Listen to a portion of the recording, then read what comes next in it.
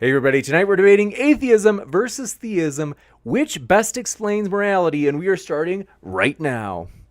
With our theist guest, Arjuna. Thanks so much for being with us. The floor is all yours. Right, let me just get my special victory couch. So today I'm defending the proposition that theism gives a better explanation for objective morality than atheism. I think there's two things that a system of objective morality needs to give us. Those two things are we need to get objective values, and you need to get some kind of should or should not statements out of it. I don't think you can have this on atheism. Also, you could say that the shoulds or should nots are derived from the values. So maybe you could say there's just one thing you need: objective values. Objective here means that their value is independent of what anybody thinks of them. So, you know, if it's the case that suicide's wrong, then it's wrong, even if everybody thinks it's right, and so on. Whereas money has subjective value. So if people change their opinion on which currency has value, then that changes which currency has value. So the reasons why I think atheism can't account for objective morality are, first of all, ontological. I think two key factors of an objective morality are the fact that conscious entities exist which are capable of suffering, and I don't think atheism can account for that. Of course, that's a different debate, the hard problem of consciousness and so on. But there's lots of reasons to think consciousness is fundamental. That's a debate we can have another day. And the other thing you need is to have shoulds or should not. So even if we do have on atheism the ability for other living entities to suffer, we still need to give some kind of should or should not statements. And so why should I care about the suffering of another living entity? You always give an argument for why you should not do something based on some value. A murder's wrong. Well, I don't care about that. Well, you're going to go to jail if you murder. Well, I don't care if I go to jail. You know, any kind of argument you could give, somebody could just reject the value, which is a key premise in your argument, and then you'd have nothing. So on atheism, I can't see what you could possibly say to somebody who doesn't accept the values. Whereas on theism, I think it is possible to have objective morality for a few reasons. One is because you can have objective values. So you have a deity who is a personification of good, and they are the source of objective morality. And also because you can have a system of rewards and punishments for certain actions. You know, in the Hare Krishna tradition, we call this karma, and it goes across many lifetimes. It explains a lot. And this can give an argument to anybody, regardless of what values they accept, unless they're complete nihilist, as to why they should or should not do certain things based on objective values, or at least based on the consequences. So if murder is wrong, the person might not care about going to jail. They might not care about this or that, but there'll be some kind of divine reaction for their crime, which they will care about. And so then you can have objective shoulds and shoulds nots on that basis. Of course, you get quite a lot of nuance and variety within morality. It's not that there's just some clear-cut. I mean, there's a few clear-cut things of right and wrong. Torturing babies is pretty clear-cut that that's wrong, but there's other areas where there might be multiple right answers and multiple right courses of action and so on. So there's a lot of nuance there. We don't want to I don't want to open myself up to any objections in that regard. And so with regard to TJump's morality, I can quickly list off a few objections, which is, so his system morality is based on the maximization of free will. We can call it desirism. So he thinks that a moral system which has that to reduce the amount of impositions on free will is the highest good, so to speak. But so you can call that. He can object if I'm getting this wrong when he replies. Hopefully I'm getting it right.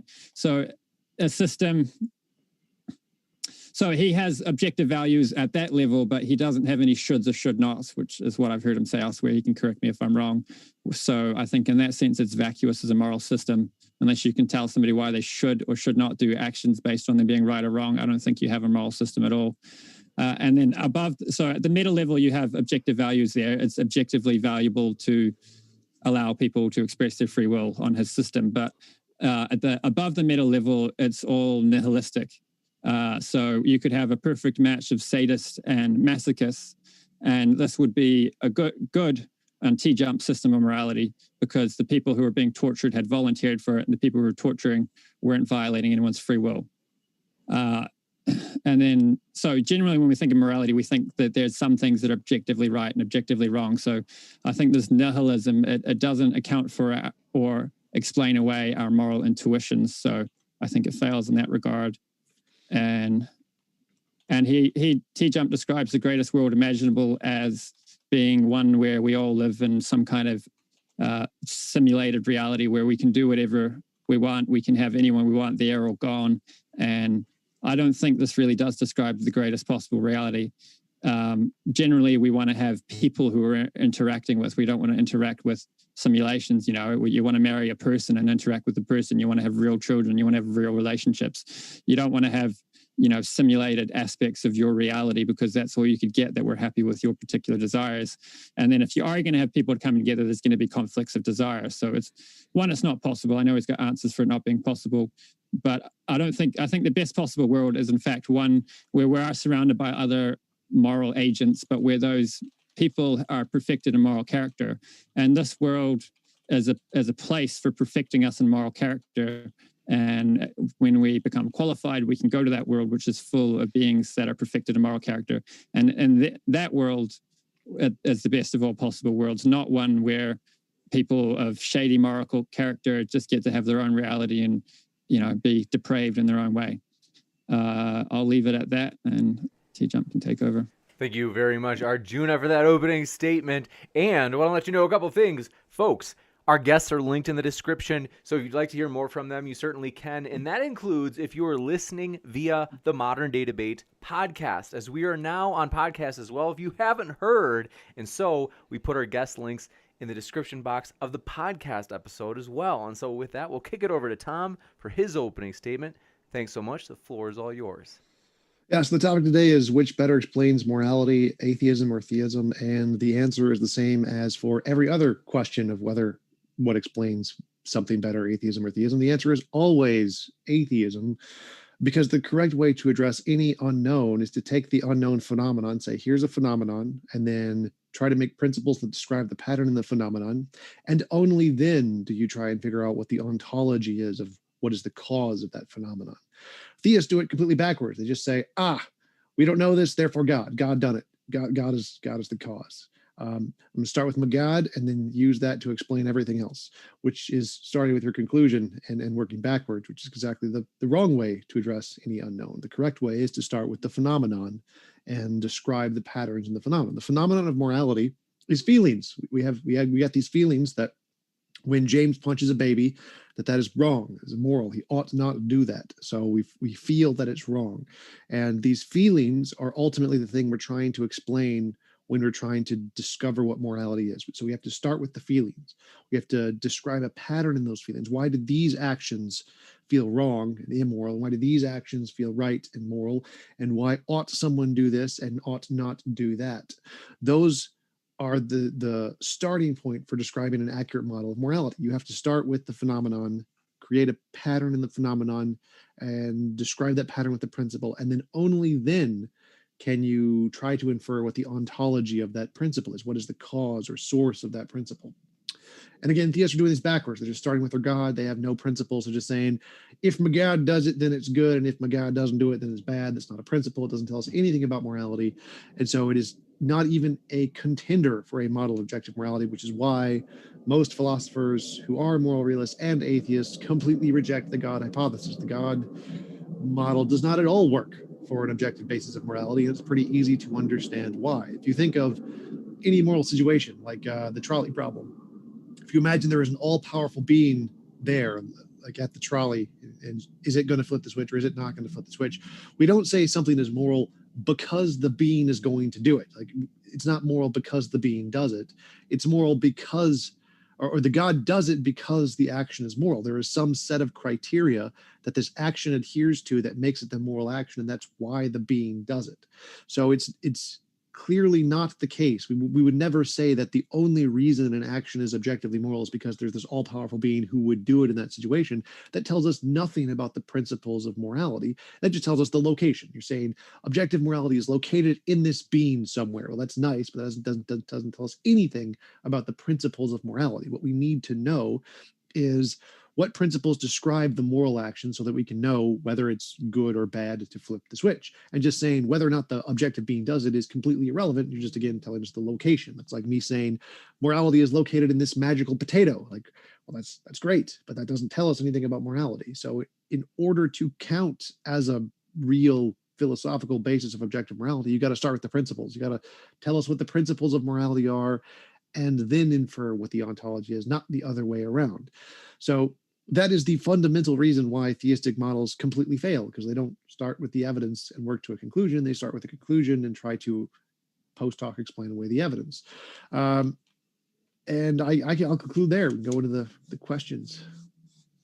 Thank you very much, Tom, for your opening statement. Want to let you know, folks, we are absolutely thrilled as next Friday, Dr. Boyce and Jonathan Sheffield will be debating Dr. Josh and Jim Majors on the Book of Daniel forgery or prophecy. You don't want to miss that, folks. It's going to be an epic one, so don't forget to hit that subscribe button right now and that notification bell as well, as it's going to be a great debate. We're excited for it. And with that, gentlemen, thanks so much. The floor is all yours for that open conversation. I wanted to jump in with the ought thing that Arjuna brought up. So is something moral because you should not do it, or should you not do it because it is moral? You're muted. Sorry, say that last bit again. Is something moral because you should not do it, or should you not do it because it is moral? Well, I'd say there's objective values, and those objective values are where we derive the oughts. So life is objectively valuable, therefore murder is bad. So murder is bad. We can start with that. So murder is bad. Is murder bad because you should not do it? Is that what makes it bad, or should you not do it because it's bad for some independent set of criteria or reasons? I'm sure I understand the question. Aren't those statements just saying the same thing in different ways? No, it's like saying it's what makes it bad, what makes it immoral is simply the fact you should not do it. There's like a should not do it property in the action, and that's what makes it moral. Or is it immoral for some independent reason, and then because it's immoral for this independent reason, we then say we should not do it.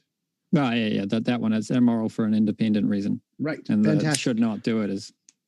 So that shows we don't actually need the oughts. So the oughts aren't in the morality. We apply the oughts. We say it's immoral for some reason, and then we say because it's immoral for this reason, we therefore should not do it. Now, I totally am fine with that. My model is totally fine with that, because my model is trying to describe what morality fundamentally is. And once you know what it is, what you know what those underlying properties are, then you can of course say, well, therefore, because it has these underlying properties, you ought not do it. But the whole point of my morality is that the oughts themselves are not in the morality. The first part, it's not the fact that you ought not do it that makes it moral. Right, but you still need to be able to derive an ought. So how do you do that? Just like how I just said. So if we know what the fundamental nature of morality is, which doesn't contain any oughts, then we can say, well, because this is the fundamental nature of morality, we therefore ought not do it. Yeah, but so, I mean, you need to give a concrete example, because I could just say whatever value it is you use to derive a should, I could just say I don't accept that value. I have no idea. So murder is wrong. We ought not murder. Okay, murder is wrong, but what if I feel like murdering and I don't feel like it's wrong? Then you would be incorrect. So demonstrate that I'm incorrect. I don't need to demonstrate you're incorrect. That's not part of the argument. So again, the argument is that oughts aren't in the morality. Oughts are something we humans apply to the morality. So if there's, like you said earlier, there is the reason something is immoral is not because we should not do it. We should not do it because there is some independent criterion of what morality is, right? You still agree with that? Yeah. Okay, so the whole point of me saying there are no oughts is just the same exact point that I just made, is that the oughts aren't in morality. There isn't like an oughtness particle in morality. Oughtness is a property we apply to it. So we say there is something that is moral, whatever it is. We just assume there is an objective morality there. Sorry, Whatever that is. A value. What? like a It's fine. value. It can be, we can be a value would be one of the possibilities. So let's say values are what objective morality is. So there's a value there, value do not kill or whatever. Let's assume that's right for the sake of the argument. Then Human life is valuable, therefore you should not kill.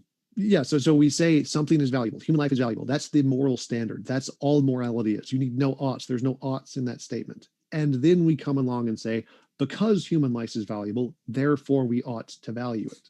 So the oughts aren't in the morality. You don't need the oughts at all for the morality. The morality is there completely independent of the oughts, right? Yeah, so from the value, you move to the ought. That's fine. So the question is, what do you say to somebody who doesn't accept your values? It doesn't matter. There's wrong, so that's irrelevant. So again, that doesn't matter to the point. So the point here is that I can just say you're wrong about Krishna. Okay, but that's we can get there. So one point at a time. So the point here is that the oughts are not in the morality. You do not need oughts anywhere for an objective morality, because you have the morality based off of some independent standards. And then we humans apply the ought statement. The ought statement is we ought to do it because it has this moral property in it. But the oughtness itself isn't in the morality. It still needs to be able to be generated by the moral system. What does? The ought. You need to be able to arrive at oughts based on... So if we have some metric that can determine what morality is, like my model says any involuntary imposition of will is immoral, so we can say, oh, that action has an involuntary imposition of will, it's immoral. And then we can do the same thing and say, oh, because it's immoral, we ought not do it. So any moral system can do that. What if I like torturing people and I don't want to torture people irrelevant who want to be tortured? So again, that's irrelevant to the question. We're going to assume my model's right. It's just objectively true. God ordained it. So God ordains it. We would say Vishnu ordains my model is correct. That's perfectly fine. Now we can know that it's immoral to involuntarily impose on wills. And there's no oughts in there, right? There's no oughts anywhere in that at all. We derive the oughts by saying, well, because it's moral for this independent standard, therefore we ought not do it. But the oughts aren't anywhere in the morality, right? Well, they come out of it. I mean, we're kind of splitting hairs here. You're like, it's generated by the moral system, or it's innate to the moral system. It are kind of irrelevant. The point is, you need to be able to derive oughts. In all the examples I listed, there was no oughts there. So we said, as you agreed before, something is moral not because we should not do it. We should not do it because it's moral based off of some independent standard, right? You still agree with that? Yeah, that's fine. So, but then you have like human life is valuable. How do you get that? How do you know human life is valuable? That's again separate question here. So separate question here. So the oughts are irrelevant. They do make no difference whatsoever to the model. If you have some objective moral value, human life is valuable or whatever, there's no ought anywhere in that. That's an objective moral value with no oughts, right? You then add the oughts later, but you don't need the oughts. That is itself the morality. Human life is valuable, full stop, right? There's no oughts in there, right? I mean, it's kind of like saying if you need to buy groceries, you need to find a store that sells milk. It's like, well, a store that sells groceries may be out of stock of milk. It's like you can describe it in different ways. The moral system's going to give you oughts. But anyway, we can just move a step back and talk about objective values. So you need objective values, and we can forget about oughts. Objective values will give you oughts, and we can just talk about how do you get objective values. Okay, so I mean that you're conceding the oughts aren't required, because that's kind of like the three of your major points. Well, I can't. You still need to be able to get an ought. I showed you can do that. I showed by implementing the system. Yeah. So if you get my argument is that oughts are not in morality. There's no more oughts anywhere in morality. You don't need oughts at all to describe objective morality. You can then, once you have objective morality, which doesn't require any oughts whatsoever, you can then get oughts from whatever that is. Anything you come up with, which objective morality, you can get an ought from that just by saying, because this is objective morality, we ought to do it. But the oughts themselves are irrelevant to the morality. You don't need the oughts for the morality. I think we're just disagreeing in semantics in a sense. I mean, you need to be able to arrive at oughts, but you can arrive at oughts if you have a value. So let's just see if you can get values. Well, you can arrive at oughts with anything, any objective moral fact. If it's values or cheese nuts, cheese pizza, whatever, you can still get an ought. You can say, this is objective morality, whatever it is, therefore we ought to do it. The oughts are irrelevant to the morality. Anyway, if you have values, you can get oughts. So I was talking about it from oughts, and oughts is something you can get if you have values, but we can just as well talk about it based on being able to get values. So can we move on to values? Okay, sure. So how do you get values on your moral system? I look at the Objective. evidence of moral intuition and moral progress, and I make a principle that describes the pattern in those things, and I say that principle is probably the moral value that is objective. Moral progress is assuming that objective morality already exists. No, it's a phenomenon that we observe and we feel. So we feel as if some societies, as they grow, become more moral, and we feel as if when James punches a baby, that's immoral. So these are not proofs of a morality. They're the evidence that we're using to try and build a hypothesis. They're not the proof. Okay, so the data in a moral system is intuitions, moral intuitions. I'm fine with that. Yeah. And so a good moral system should be able to either account for our moral intuitions or explain them away. Well, no, it should be based off of them. So that's like the only way we would ever know of morality is we have a feeling that we see some action and we see, oh, that feels like it's bad. So that is our evidence of morality. That's the thing we're trying to explain when we are talking about moral systems, whether it's subjective or objective. We have these feelings that action is wrong, and then we have to use those feelings to try and find a pattern in those feelings to make a principle that describes the pattern. That's how we try to discover morality. That sounds like subjective morality. No, so it doesn't tell us whether it's subjective or objective. It just says, here is what the word morality refers to, this phenomenon. We have a feeling, and whatever is causing that phenomenon, whether it's a god or an undiscovered law of nature or an abstract object or evolutionary subjective things, whatever is causing those feelings or whatever those feelings are referring to in reality, that's morality. So morality starts with epistemically. The only way we know about it is we have feelings that are about morality. We have a feeling that James punching a baby is immoral. That's a feeling we have. That's the only way we know about morality. So we have to start with that data to build a model. Yeah, I mean, I wouldn't disagree too much. You're just saying that the moral, yeah, okay, I'm fine with that. So you asked, how does my model get valued? Well, we start with the evidence, which is the phenomenon, and then we build a set of principles that seems to describe the pattern in the phenomenon. But you're describing a pattern of the subjective opinions of humans. And if you're going to bring an evolutionary theory, then it'll just be whatever moral intuitions were favored survival. And it would be hard to call something like that moral because, what favored survival might be murdering people of another race so that your race has a survival advantage. No, you're, again, just going about it backwards. Like the point here with any scientific model is you look at the patterns of the phenomenon and then you describe a principle. So when Newton described the patterns of the planets, he's obviously using observations, and maybe we're all in a matrix and so they're all wrong, but that doesn't matter because what we're doing is we start with the phenomenon, describe the pattern, and that's how you build evidence. The fact that we could be in the matrix or we could all be under a delusion doesn't change anything. You're using the exact same evidence. Like starting with your conclusion saying, it's a god tells us nothing. Like you can't do it that way. You have to start with the evidence, which is all of our evidence. Like if we all came about by evolution, then obviously all of our evidence is going to be caused from evolution. But you have to start with the exact same evidence we do and say, we have these feelings. That's all you got. There isn't any other line of evidence for morality. Right. So, I mean, we can say that I said account for or explain away our moral intuitions. You're saying it's based on our moral intuitions. I don't think there's that much of a difference between those two statements. I mean, more or less. The difference is what I said in the intro is that the secular models start with the evidence and then try to build a conclusion, whereas you start with your conclusion and try to fit the evidence. Well, if you have an explanation or a worldview which is a perfect fit for the evidence, then what's wrong with that? You've just, sure, you've gone about it the other way around. You've taken an explanation and examined it based on the data to see whether it fits with experience and whatnot, versus trying to, come up with a theory from the ground up. You could go from the ground up and arrive at the same theory and have all the same reasons to believe it that you did if you started with that theory and then examined it, compared it against reality.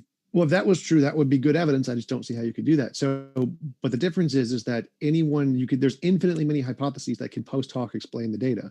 I recently posted several clips from Richard Feynman and other scientific YouTubers who explicitly said that in the philosophy of science, a theory that starts with the data and tries to like explain it from the data is always seen as better than one that can post hoc or accommodate past known data. So it's because of the problem of underdetermination.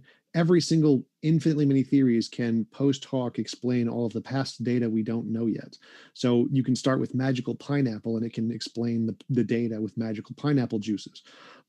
But if a good theory is one that starts with the data and then tries to come up with a hypothesis from the data, not the other way around. So it's just inherently bad epistemology to start with your conclusion, because you're starting with your conclusion.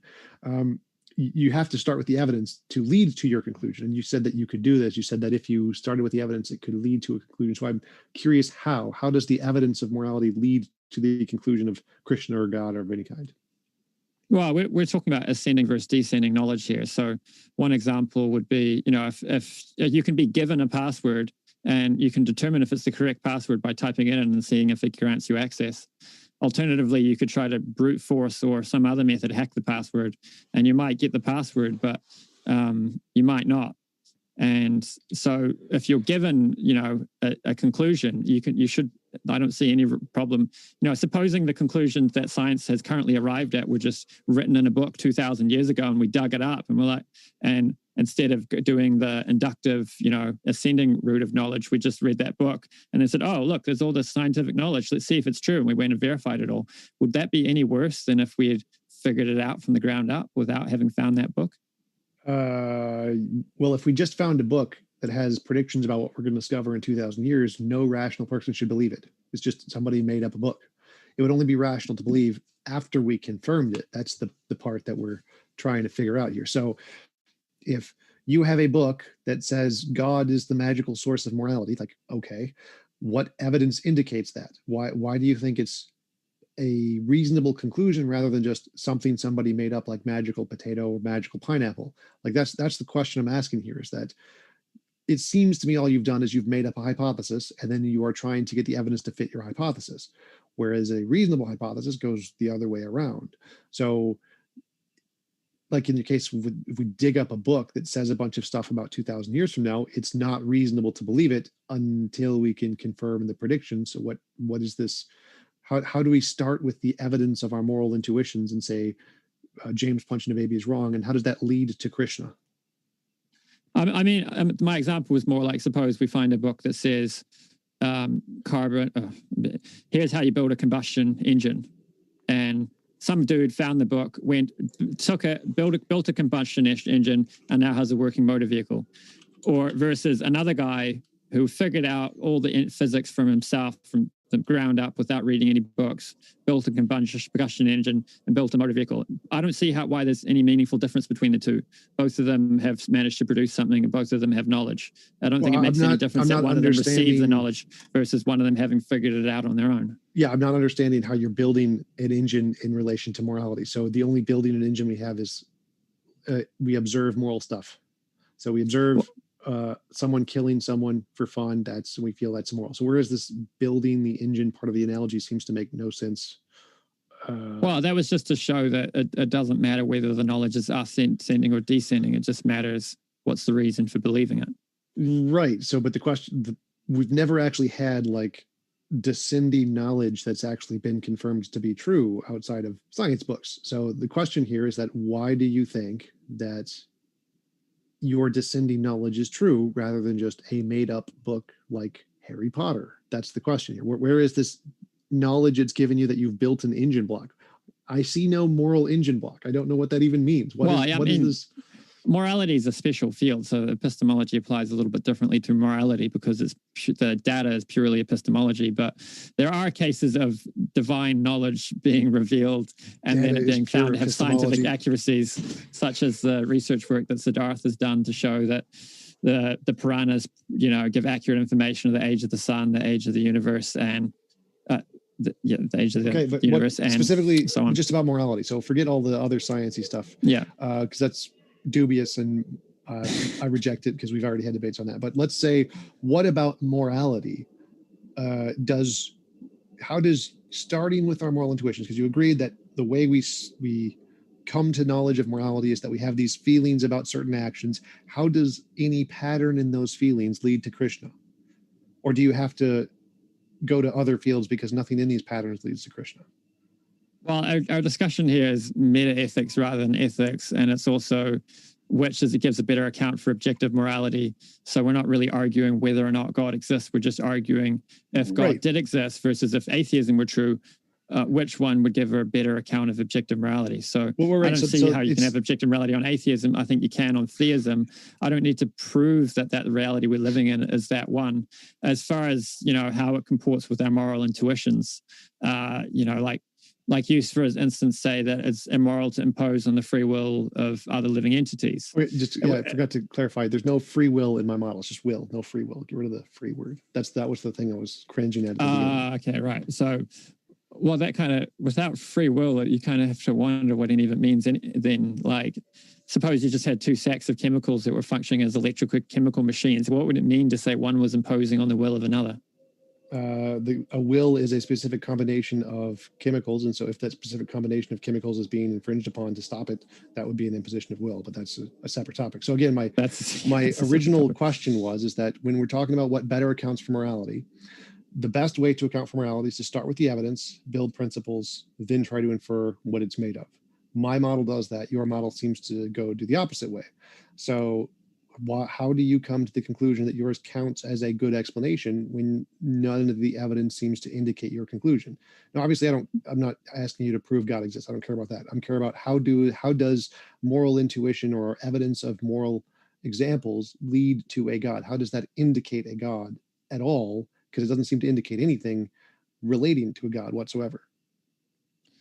So our moral intuitions might not take us all the way through to, like a robust theism, but they at least get us to some kind of deism or maybe even Buddhism, where you have like naturalism isn't the case, and you have like something amounting to some kind of impersonal deity, which is the grounding of objective morality.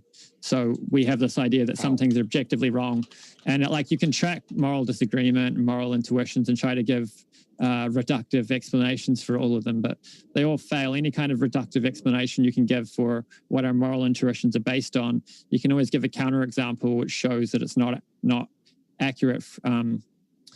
So it seems what's more accurate seems to be that our moral intuitions are based on what is the good or what is right or in our best interest and so on, rather than based on our desires. You're losing me. So you said that morality can lead us to a deistic God. How? So the fact that there, if it's the case that there's a such thing as the objective good or, things that are objectively bad, then we've got non-natural objective moral facts. And so there's a such thing as like an abstract good which exists. And, that's one feature which is ascribed to God. So we might only get that one feature and not the rest of the features of God, but you can't get that on physicalism. I'm still lost here. So moral naturalism, Stanford Encyclopedia Philosophy, you can have moral values objectively that are purely natural. So there's no requirement for a supernatural.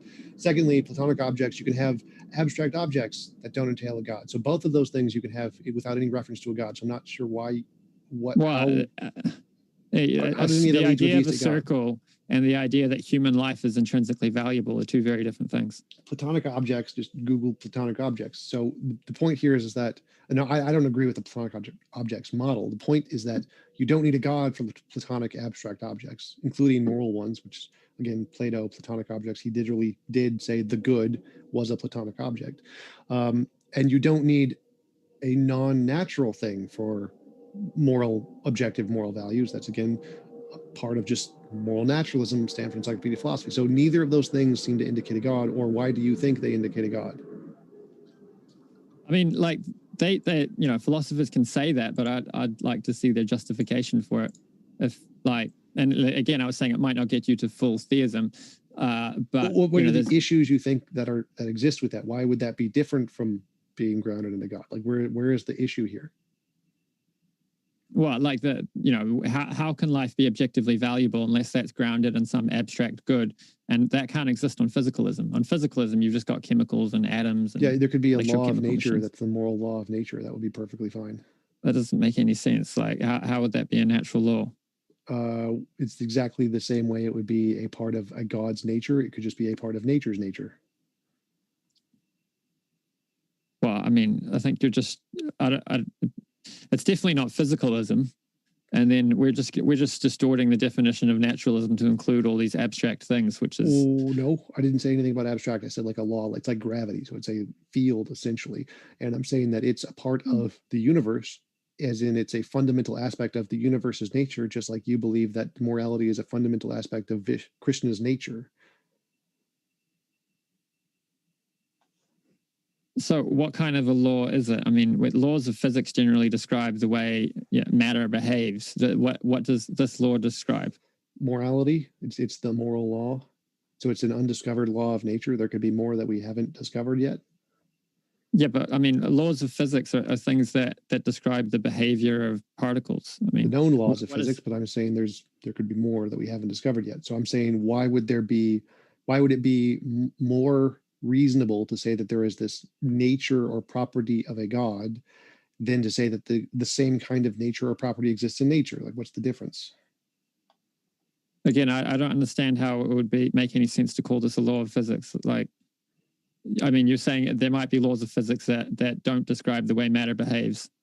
But wouldn't they be categorically different from laws of physics such that they wouldn't deserve the same name? Laws of physics do not just mean move matter and motion. There's laws of physics that apply to quantum fields and lots of things that have nothing to do with matter. So you're just incorrect about how the laws of physics work. And also the laws of physics only describe the known laws. They're not fully exhaustive. Like, we could discover other kinds of laws of physics that have nothing to do with the current laws of physics. There's no limitation in physics that says, well, any other laws just can't, we'd have to call them something differently. Like, no one in physics says that. So my question here is that, why do you think that this moral property could be a property of a God's nature? And how is that any different from the property being a part of the fundamental nature of reality without a God? What is the difference there? Forget physics. Physics doesn't matter here. Physics is just science. I mean, you're claiming it can be a part of physics. You want to call it nature. A law of physics. That's why it matters. Or a law of physics, nature, again, is just a scientific epistemology term. It doesn't change the ontology one bit. So again, what is the difference between the ontology of morality being grounded in the being of a God versus the being of nature? I think that, I mean, the word nature or naturalism is used in philosophy has too broad a meaning to be precise. So if you want to say nature, I mean, I've had people I was debating say that if God existed, God would be natural. And the word that can be stretched to mean that is pretty vacuous. So okay, so what I mean by natural is unguided forces that don't have a mind. So yours has a mind, mine has no mind. Unguided forces that don't have a mind, right? I mean, that's a reasonable definition. It's definitely not a physicalist account. We're definitely getting into something, at least along the lines of Buddhism here, where we've got objective goods existing separately and so on. No, this is purely a part of physicalism. It's called moral naturalism, which is a kind of physicalism. So, but I mean, then on physicalism, you've just got particles interacting. How does that give you? How is there a right way for particles to interact and a wrong way for particles to interact? Because there's a moral law that governs right and wrong, and it's there. It's a field, so it's not exactly just particles. Particles are not fundamental. Fields are fundamental. So there is a moral field that exists, just like the Higgs field exists. So how is this any different from saying that there is this moral property intrinsic to a field is different from saying there's this moral property intrinsic to a being, a God? Where is the difference? Just saying it exists doesn't solve the problem. I mean, how can there be a wrong way for particles to exist? There has to be properties intrinsic to humans that make them valuable. And so you need to have something more than just physics to account for that. No, the properties in humans could be a way that it interacts with the field, just like how particles are a result of the fields interacting.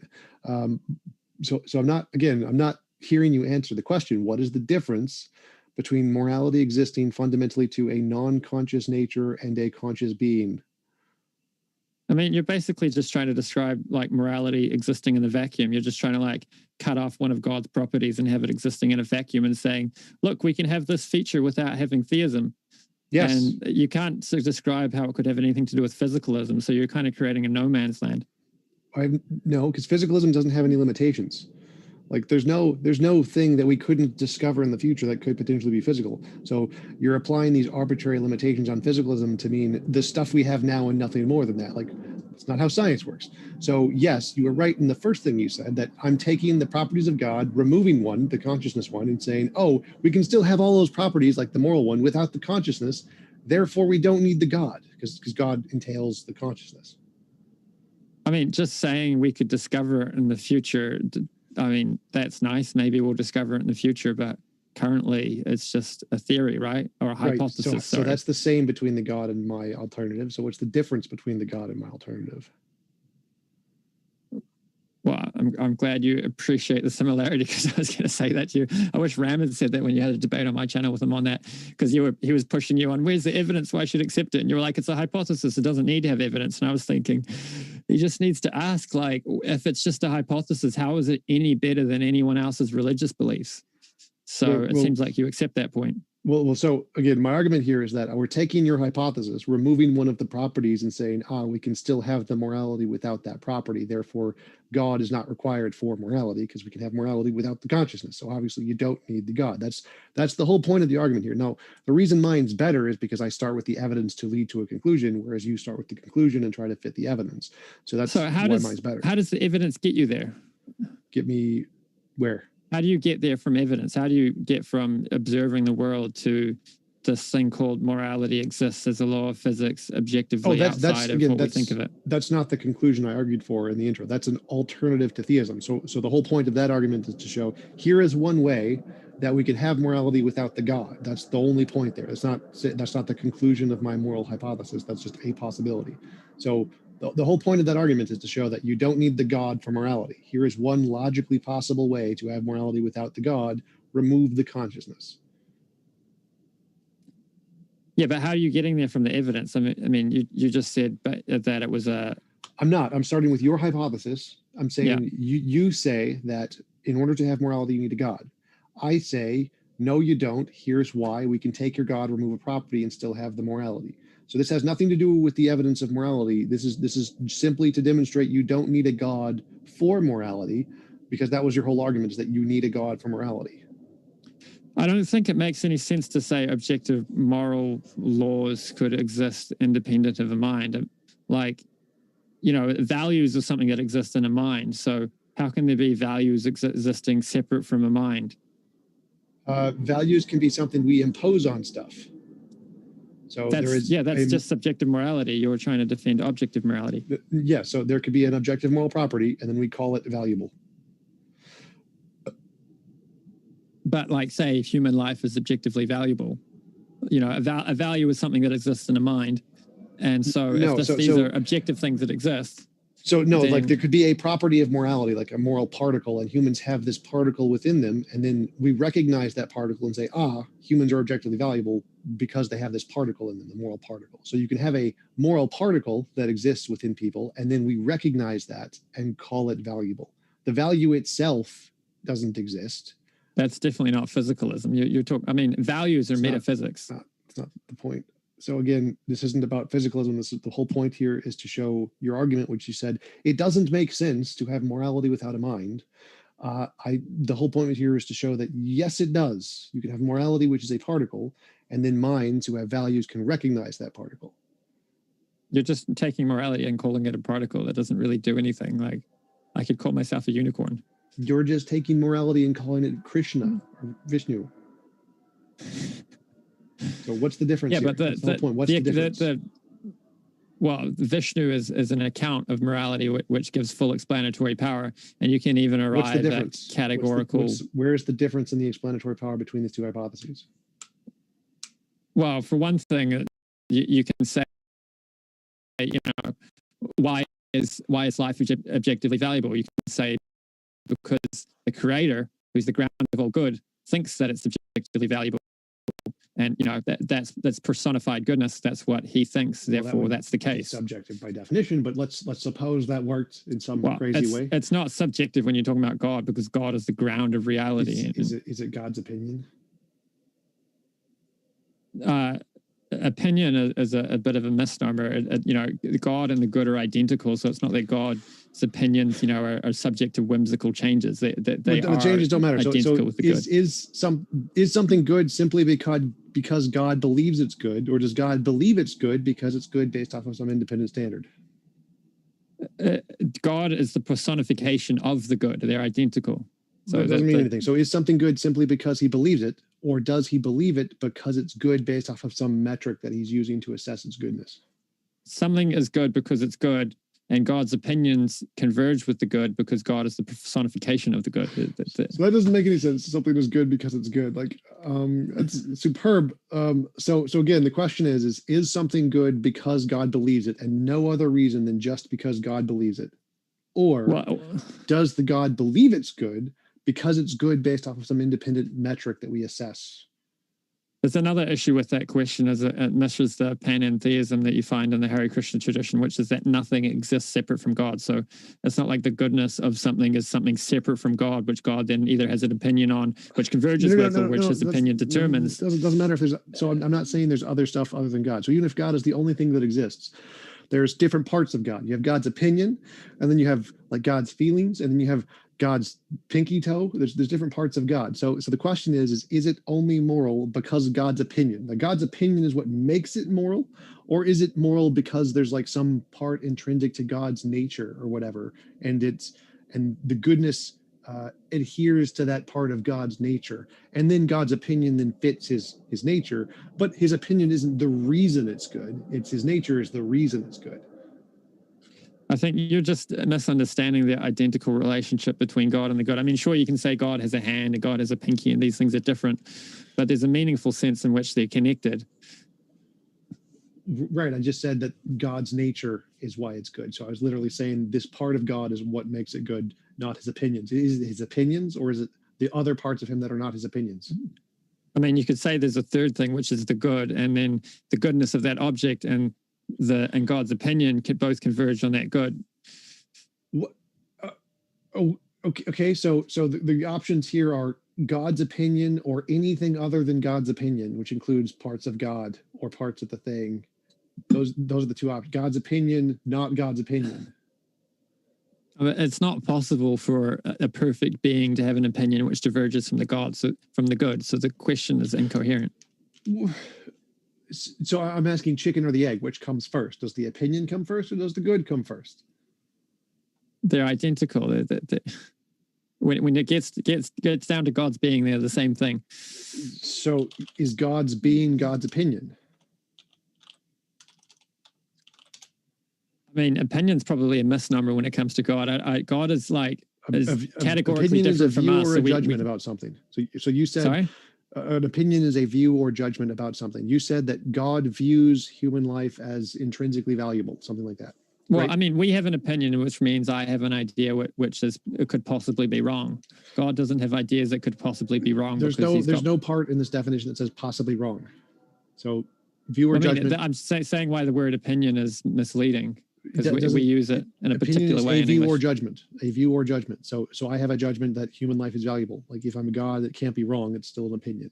So or it's a judgment statement. So it's fine. Doesn't the truth amountness doesn't change the fact that it's an opinion. The question is something good because God views it that way, or is it good because it like coheres to his nature, and then that's why he views it that way? I mean, the goodness comes from the groundedness of goodness. If you wanted to talk about ontological priorness, then you could say the goodness and grounded in the nature, so I agree which with is also grounded in God, is where the goodness comes from. Say that again. You said the goodness is grounded in something. Then the goodness of a thing is grounded in the goodness, and the goodness is part of God's being. Yeah. So is the goodness a part of his opinion, or is the goodness a part of some more fundamental part of him? Again, I think the opinion thing's misleading. You could say the opinion comes second. It is not a part of his opinion, correct? I suppose you could say that. Okay, that's the whole point, is that his opinion, his view doesn't make a difference. His view that human lives are intrinsically valuable is because there is some objective moral good either in the humans or in God's nature or something, and he has a view that sees this, but it's not the view itself that causes this, right?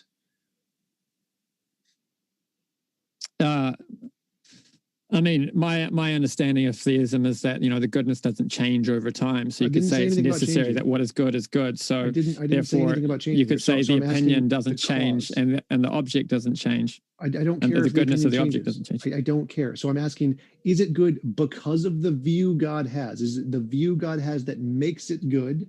Or is it some other part of God's nature that adheres, that is like the fundamental nature of goodness, and it happens to be alike this fundamental nature of goodness? Is it his view itself that makes it good? Yeah, I guess it would be that one. Which one? Sorry, you said two. Yeah, I mean, it's the goodness. Yeah, something being good is because it's grounded in the goodness, and God's opinion confers with the good because it's grounded in the goodness. We can put it that way. So right, the yes, goodness. yes, perfect. So that means that it's not the view, it's not his opinion that makes it good. His opinion is just reflecting the fact that it's good, which is grounded in himself or something. Okay. So that means that it's since you don't require the opinion part, you don't require the consciousness part, then you don't need the God for the morality. You can just get rid of the consciousness part altogether. The view, you just get rid of it. It's still grounded in God's existence. I don't see how you could get it any other way. I mean, otherwise you've just got physical particles smashing in the void.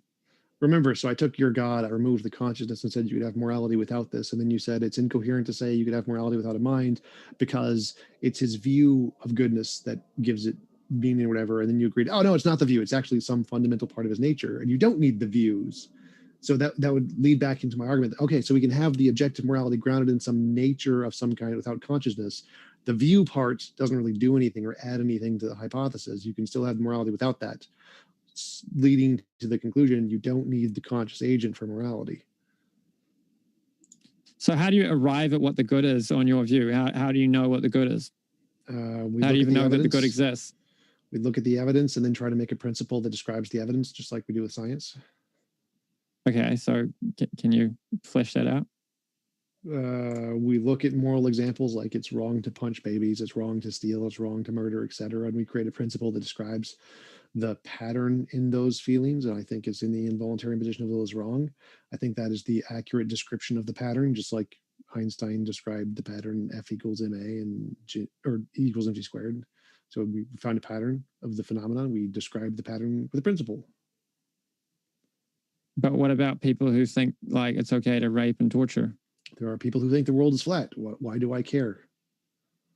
Well, I mean, your whole epistemology is simply based on people's subjective opinions on moral subject matters. So yes, everyone has a subjective experience, like that the planets move around the Earth, and then we try to describe that subjective experience with principles, and then we apply those principles to future subjective experience to see if they can agree.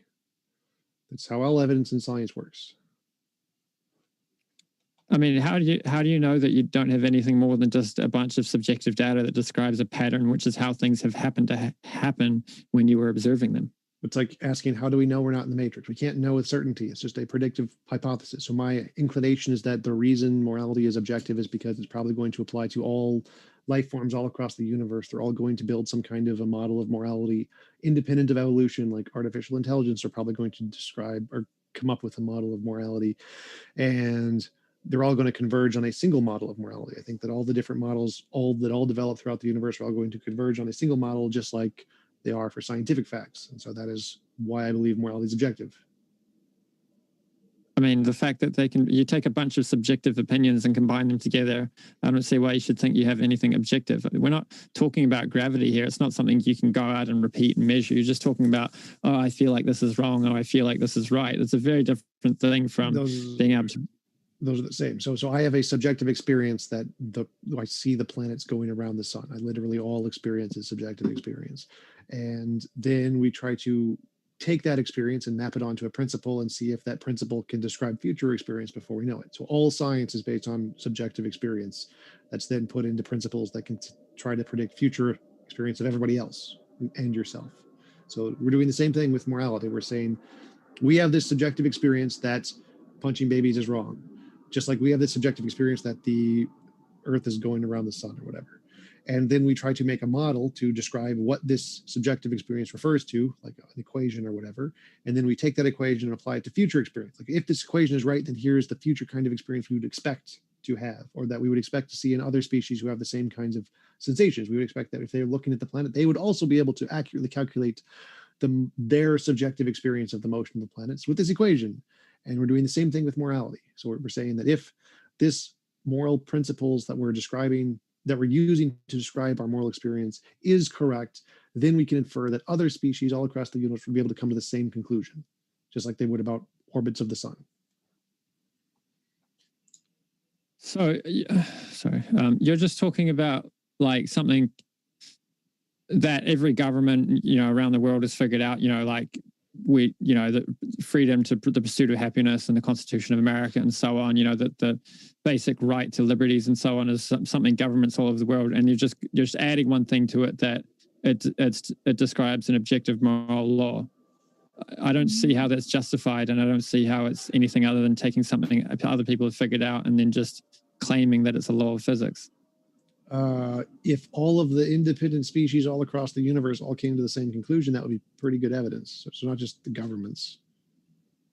Well, I mean, you'd have to explain how, like with the gravity example, you can make predictions based on that. You can go and observe it and see it happening. With I feel like murder's wrong. All you ever have is a feeling that murder's wrong. You can't go and be like, well, if murder were wrong, then if you kill somebody, they die. It's like, well, if murder were not wrong, if you killed somebody, they die, That the phenomenology is identical in both cases. So I don't see how you can. Well, one, yours can't make any predictions law. either, so that's irrelevant. Secondly, I can make predictions. I actually do. I say, here's how moral intuition is going to change over time across different areas with resources, across different species. Here's how you can predict how it's going to change. So you can make predictions using it. But saying that you can't doesn't help your case, because yours doesn't either. So that still doesn't show that mine is not better than yours. So I can just say, yeah, sure, mine doesn't make predictions, but neither is yours, so mine's still better than yours. Well, I mean, a prediction of mine would be that by following, say the process of Krishna consciousness, you would develop a moral character, which is something that's widely observed.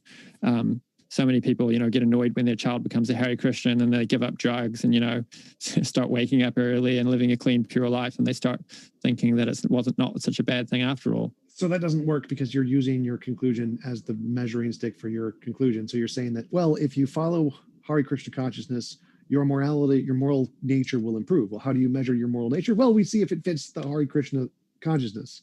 So it's kind of like the same thing you've been saying to me the entire time. Well, how do you observe a moral nature? How do you measure a moral nature independent of Hare Krishna? No, it improves based on objective things that other people agree on. Like the parents who are not Hare Krishnas think, oh, my child's actually a better person after becoming a Hare Krishna than they were when they were just, some deadbeat teenager. So a bunch of subjective inclinations that I think they're a better person. That's all you're offering. Yes, that's kind of the point. So your objection here doesn't apply, because it's the exact same thing for both models. We're using our subjective experience to try and measure this stuff. That's all we got. You said about predictions, and I said we can make predictions. What's your predictions? I can't, I've heard you say about aliens. I don't see how that would be valuable, because, if we got the subjective opinions of, not that many people agree that objective morality is some law of physics grounded in naturalism. So you don't even have many humans agreeing with you. And then you think maybe aliens are going to come along and we'll find some who agree. So I said the conclusion, the model itself would be it. The grounded in nationalism part is a different hypothesis there. So that's separate. Again, that's the alternative to theism thing, just to show that you don't need a God. So those are two different hypotheses they brought forward. The point here is that you don't, like, everything that your model does and uses, mine does. So my predictions are actually better than your predictions. My predictions are that eventually we'll see rocks as falling on people as immoral in however many hundreds of thousands of years or whatever. So mine makes real predictions about changes in the future that we don't know yet, whereas yours is just predicting that if you adopt this lifestyle, people will see you as morally better, I guess. Which, I mean, I don't think that's true, probably provably false in many cases, but my prediction is still better than yours. And again, we're starting with the same evidence of I have a subjective experience of feels of that this is immoral, and we're trying to, at least mine tries to build a model off of that, whereas you're, again, reverse engineering that, and nothing leads to Hare Krishna from the evidence we have. You're just starting with your conclusion and working backwards. Well, the morality explained in Bhagavad Gita does fit with our intuitions in large part. So it does fit the data in that sense. Anything can fit the data if you post hoc explain everything. That's not evidence. Well, I gave the example of finding a book that tells, that's 2,000 years old, which tells you how to build a motor vehicle. Yeah, and I asked, I what is don't the think motor it really vehicle? matters. Where No, is the but that motor vehicle in example this just analogy? shows that it doesn't matter whether you have top-down or bottom-up knowledge, as long as you've got knowledge. Right, but to know its knowledge, you have to actually build the vehicle. That's the problem. You haven't done that with the moral case. You just asserted you have a book that says, here's how to build a pink tower, but you've never built a pink tower. So you don't have knowledge. You just have a book that says you could do it. You have to actually do it to show the book is right. That's the part that we're missing. There's thousands of people all through history who've improved their moral character by following religious traditions. And by taking marijuana. That's not evidence that marijuana is key to the universe. So that it doesn't help your case. The question here is that my model starts with the evidence, tries to build a conclusion based off of the evidence. Your model starts with a conclusion. And you're saying that, well, if we discovered a book that could do something or teach us how to do something, that would be evidence that the book is right. Sure, I'm happy to do that. What does this book teach us how to do? And your only evidence is that some people had their lives improved. Well, I mean, some people have had their lives improved by literally everything. Anything that they could do has improved somebody's life somewhere. Self-injury has improved somebody's life somewhere. Drugs have improved lots of people's lives. This is not evidence. This is a common feature of human nature. Like, it's predicting the sun will rise tomorrow. It's not a prediction. So what I'm defending is meta-ethics, that the ontology of theism gives a better account for the existence of objective morals. So I don't need to get into the specifics of the ethics of the Hare Krishna tradition or any other tradition. So my argument is that anybody can make up an account. Making up an account isn't evidence. So that doesn't help your case. But it provides a better ontological basis. For example, you can get categorical imperatives based on having which you can't get on your model, because you can have a deity who issues karmic reactions for actions we perform, such that even if you don't care about murder, you're going to care about being murdered yourself in a future birth. Therefore, you can say you shouldn't do bad actions because you'll get bad karma, and there's karmic reactions for any given activity that any sane person will not want to have. So you've got the ontology of it. Anything. So mind can have categorical imperatives. I've literally explained how mind does that in the first beginning. I haven't understood how that could be the case. You've just asserted that yours can't, and I'm asking, well, why is yours any different from mine? So how can yours have categorical imperatives? We know what the objective moral thing is. Like, if there's a moral particle, and then we can say, we ought not do that. That's how you discover whatever objective morality is, and then say the word, I ought not do that. Yeah, but say you're telling me I shouldn't torture people. It's like, yeah, but I enjoy torturing people and I want to do it. It doesn't matter.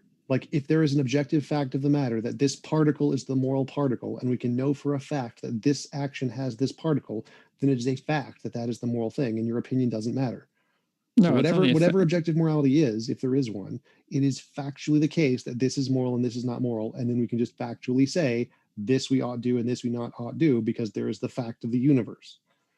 You need a value to get an ought, and if I don't accept the values which entail that ought, then there's nothing you can say to me.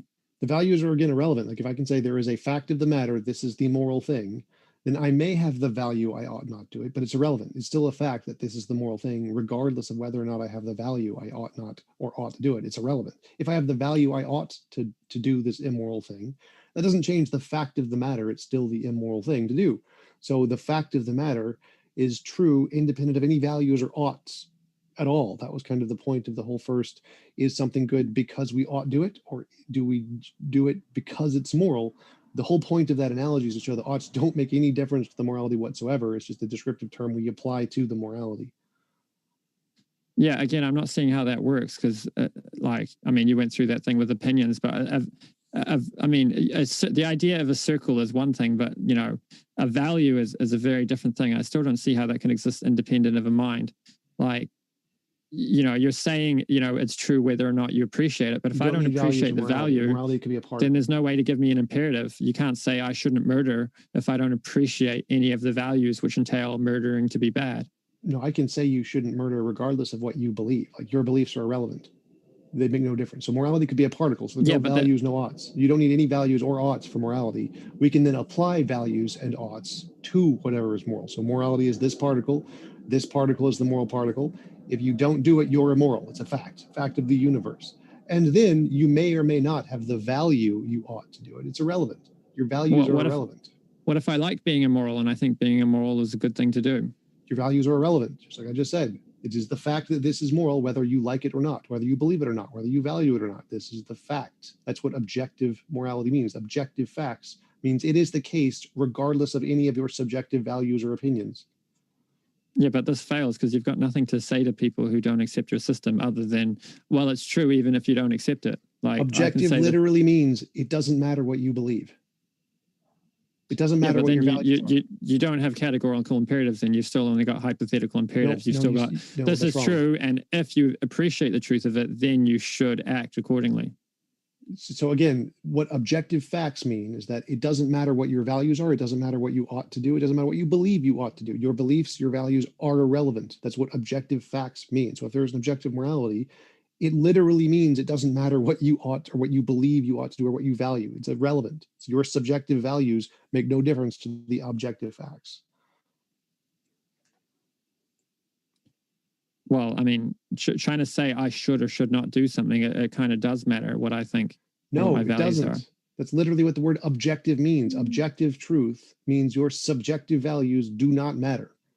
So I don't care if you subjectively value it. It's irrelevant to objective truth. You could subjectively believe the world is flat. You are objectively wrong. Same with morality. There's no difference. I mean, how do you get a should out of it then? If you don't need to. I just said this like 6 times. Objective means not subjective. So your subjective values of what you think you should do make no difference, ever. Yeah, but then how do I know it's not just your opinion versus my opinion? You don't need to know. Knowledge, epistemology is irrelevant to the ontology of the fact of the matter. If it's ontologically a fact that this is moral, what you know or believe, your subjective epistemology, your subjective values do not make any difference. Okay, but how is it any different from just talking about pink unicorns? It's like neither of us accept that pink unicorns exist, but you know, they might still exist and our epistemology just be off. So similarly, we might all think murder is not wrong, even though it's wrong. But how does it mean anything to us unless we have some way of grounding that, you know, in our understanding or right? We need evidence, and our evidence is that we feel these things are wrong, and then we try to build models based off of those evidences, just like we do with anything in science. Right, and then onto the free will thing. So you think, will is the primary principle, but I don't think that comports with our moral intuitions because, you know, I might, you know, I've got small children, and you know, sometimes small children want to do things like eat cookies for dinner while playing with a knife and climbing a ladder. And I need to impose on the free will of my 2-year-old to prevent them from doing that so they don't get malnourished and potentially badly injure themselves. And generally, when we think of a good parent, we understand that they do some imposition of free will. We don't think, oh, they're immoral, but they're only a little bit immoral because they've taken the least immoral of the available options. We think we commend good parents who raise their children well, and we fully understand that they've imposed on their children's free will in order to raise them well. So basing it on the imposition of will seems like a really weird way of stating it, when really what's going on is we've got, you know, a more intuitive explanation would be duties and obligations and objective goods and bads. So parents have a duty to raise their children well, and there's certain ways you can achieve that, and obligations parents have. And if they fulfill those obligations, we consider them to be good parents. So I think duty-based morality better explains moral ontology. So yeah, no, the only reason it's justified to stop your kids from playing with knives and eating cookies is because of the malnourishment and the stabby part that you mentioned. If we could solve those problems of saying that, like, give someone nanobots so they could have food process exactly what they need in their body and dispose of everything else, there would be no justification for stopping your kids of eating chocolate chip cookies. It would be immoral to stop them from eating chocolate chip cookies because they should be able to enjoy as much chocolate chip cookies as they want, as long as you can have some nanobots to make sure they're not malnourished. Same thing with knives. If everyone has a personal force field, there's no reason to stop people from running around with knives because they can't stab anybody with them. So again, the only reason it's justified to stop people from eating cookies or run around with knives is your subjective limitations that you can't prevent the consequences because you don't have the power to do so. But if you were objectively able to prevent the consequences, then the objectively moral thing to do would not be to stop them from eating cookies or to stop them from running with knives. So the only reasons those are justified in your context is because you used a subjective limitation. You used a subjective limitation of humans that they are subjectively unable to prevent malnourishment and stabbing with their power. And so contrasting our subjective limitations when trying to describe an objective morality is a clear self-contradiction. If we want to know what objective morality is, we'd have to compare what we should do for any being of any level of power in that situation. So if there is an all-powerful being in that situation, should he let the kids eat chocolate chip cookies? Yes, he should let them eat as many chocolate chip cookies as they want and just give them some kind of non-malnourished nanobots or whatever. That would be the moral thing to do. It would not be moral for the all-powerful being to stop them from eating chocolate chip cookies and to stop them from being able to enjoy life, simply because it doesn't care enough to prevent them from being malnourished. Same with running with knives. So your example fails because you're applying subjective limitations to an objective model of morality, which would apply to all possible beings, not just humans. And in my model, what you do is you start with this objective standard of what an all-powerful being would, the standard an all-powerful being would be measured against, and then apply our subjective limitations. So you'd say, because we are not all-powerful beings, we cannot give you anti-malnourishment nanobots. Therefore, we have to stop you from eating chocolate chip cookies because we don't have the power to do otherwise. So it's a justified immoral action because you don't have all power to be able to allow them to eat cookies. But the moral thing to do would be to let them eat cookies and prevent their malnourishment. So the only way to have a perfectly moral human being would be for them to have superpowers where they could make imaginary force fields and, you know, change the laws of physics and all sorts of things. Yes, a perfectly moral being would be one who could do the most moral thing in every case. Humans cannot do that. So there are no perfectly moral human beings. I don't think that fits with our moral intuitions. Generally, we think of being moral as, you know, doing the best thing given what you had. We don't think of moral as having superhuman abilities to deliver what everybody wants all the time. You know, that would come under a different category, not necessarily morality. Well, I definitely know it's the majority religion view. Like Christianity has that view that all of us fall short of the glory of God, that they have the same view of morality, that we aren't able to achieve perfectly moral systems. Like, you know, if my bank account's empty and I don't give any money in charity, that's not immoral of me. But, you know, if I've got billions of dollars and I don't give any charity away, we could consider that immoral. Well, I definitely would not. But the point here is that, yes, most religious people, or the biggest religious people, do agree that morality is unobtainable. A perfect morality is unobtainable for humans. So that's not an uncommon view. The second thing is that if you're trying to say that morality is objective and not subjective, well, then you need to acknowledge that our subjective limitations, or that objective morality is not going to be based on our subjective limitations. Objective morality is going to be based on what would be applied to all beings, not just our subjective limitations. So obviously, most people's moral intuitions are that morality is subjective and evolutionary in this case, because it's anthropocentric, designed to be around human limitations, which I think is wrong. I think objective morality has nothing to do with human limitations. That's subjective morality. I mean, I agree that, yeah, if you're basing morality on our subjective limitations, that's not objective.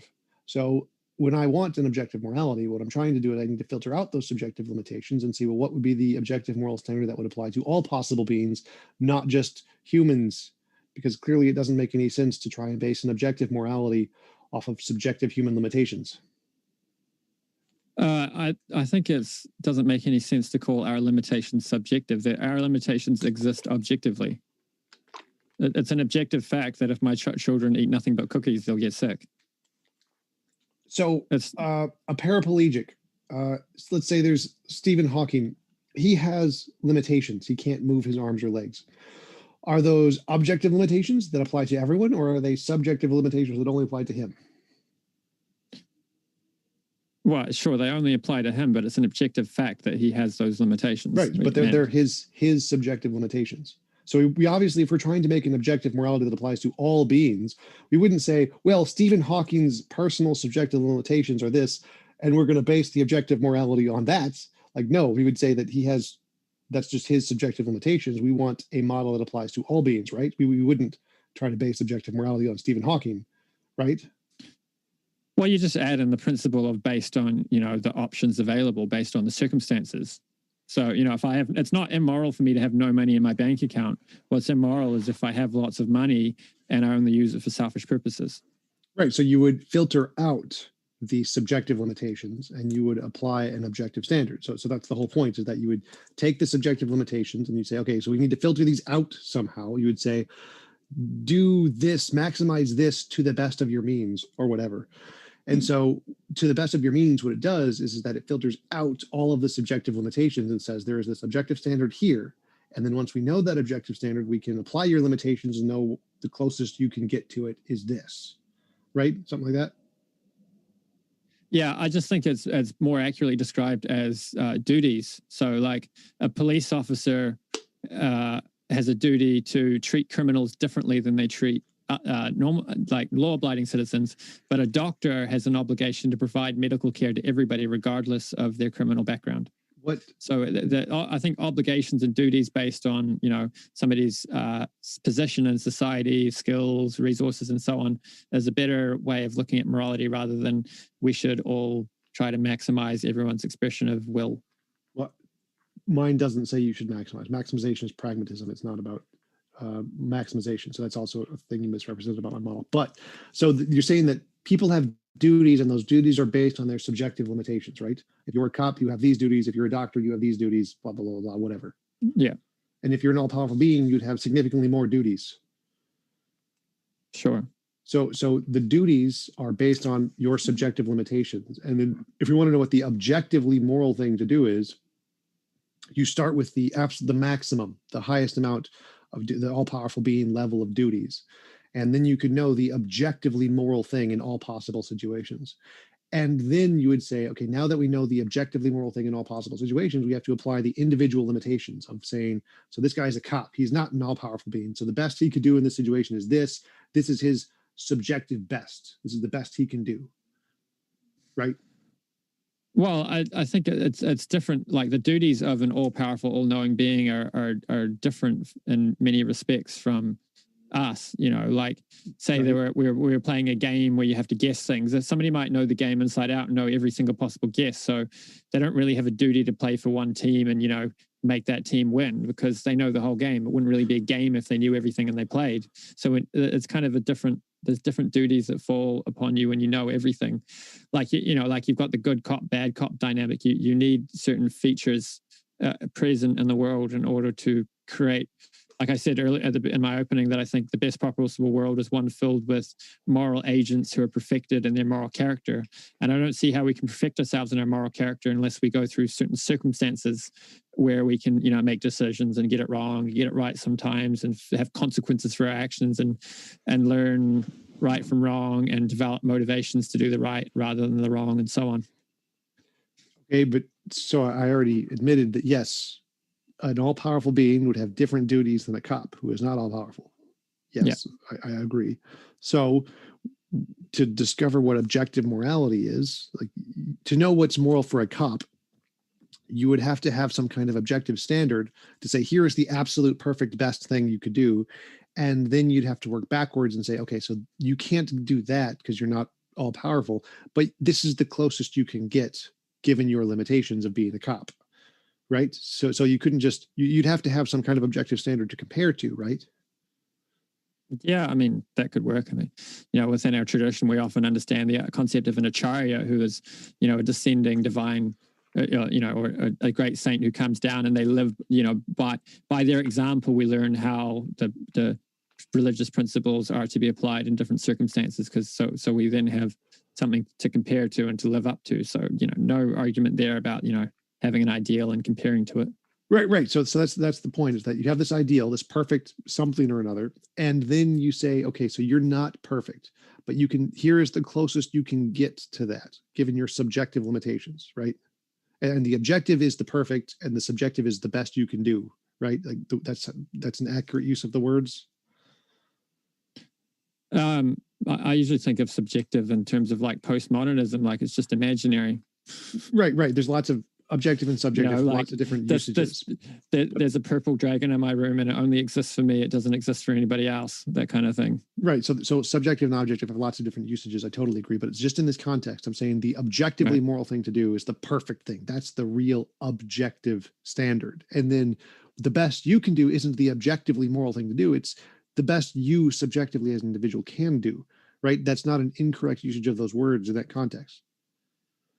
Yeah, I mean, sure, you could look at it that way. I think looking at it based on duties is more helpful and a simpler description.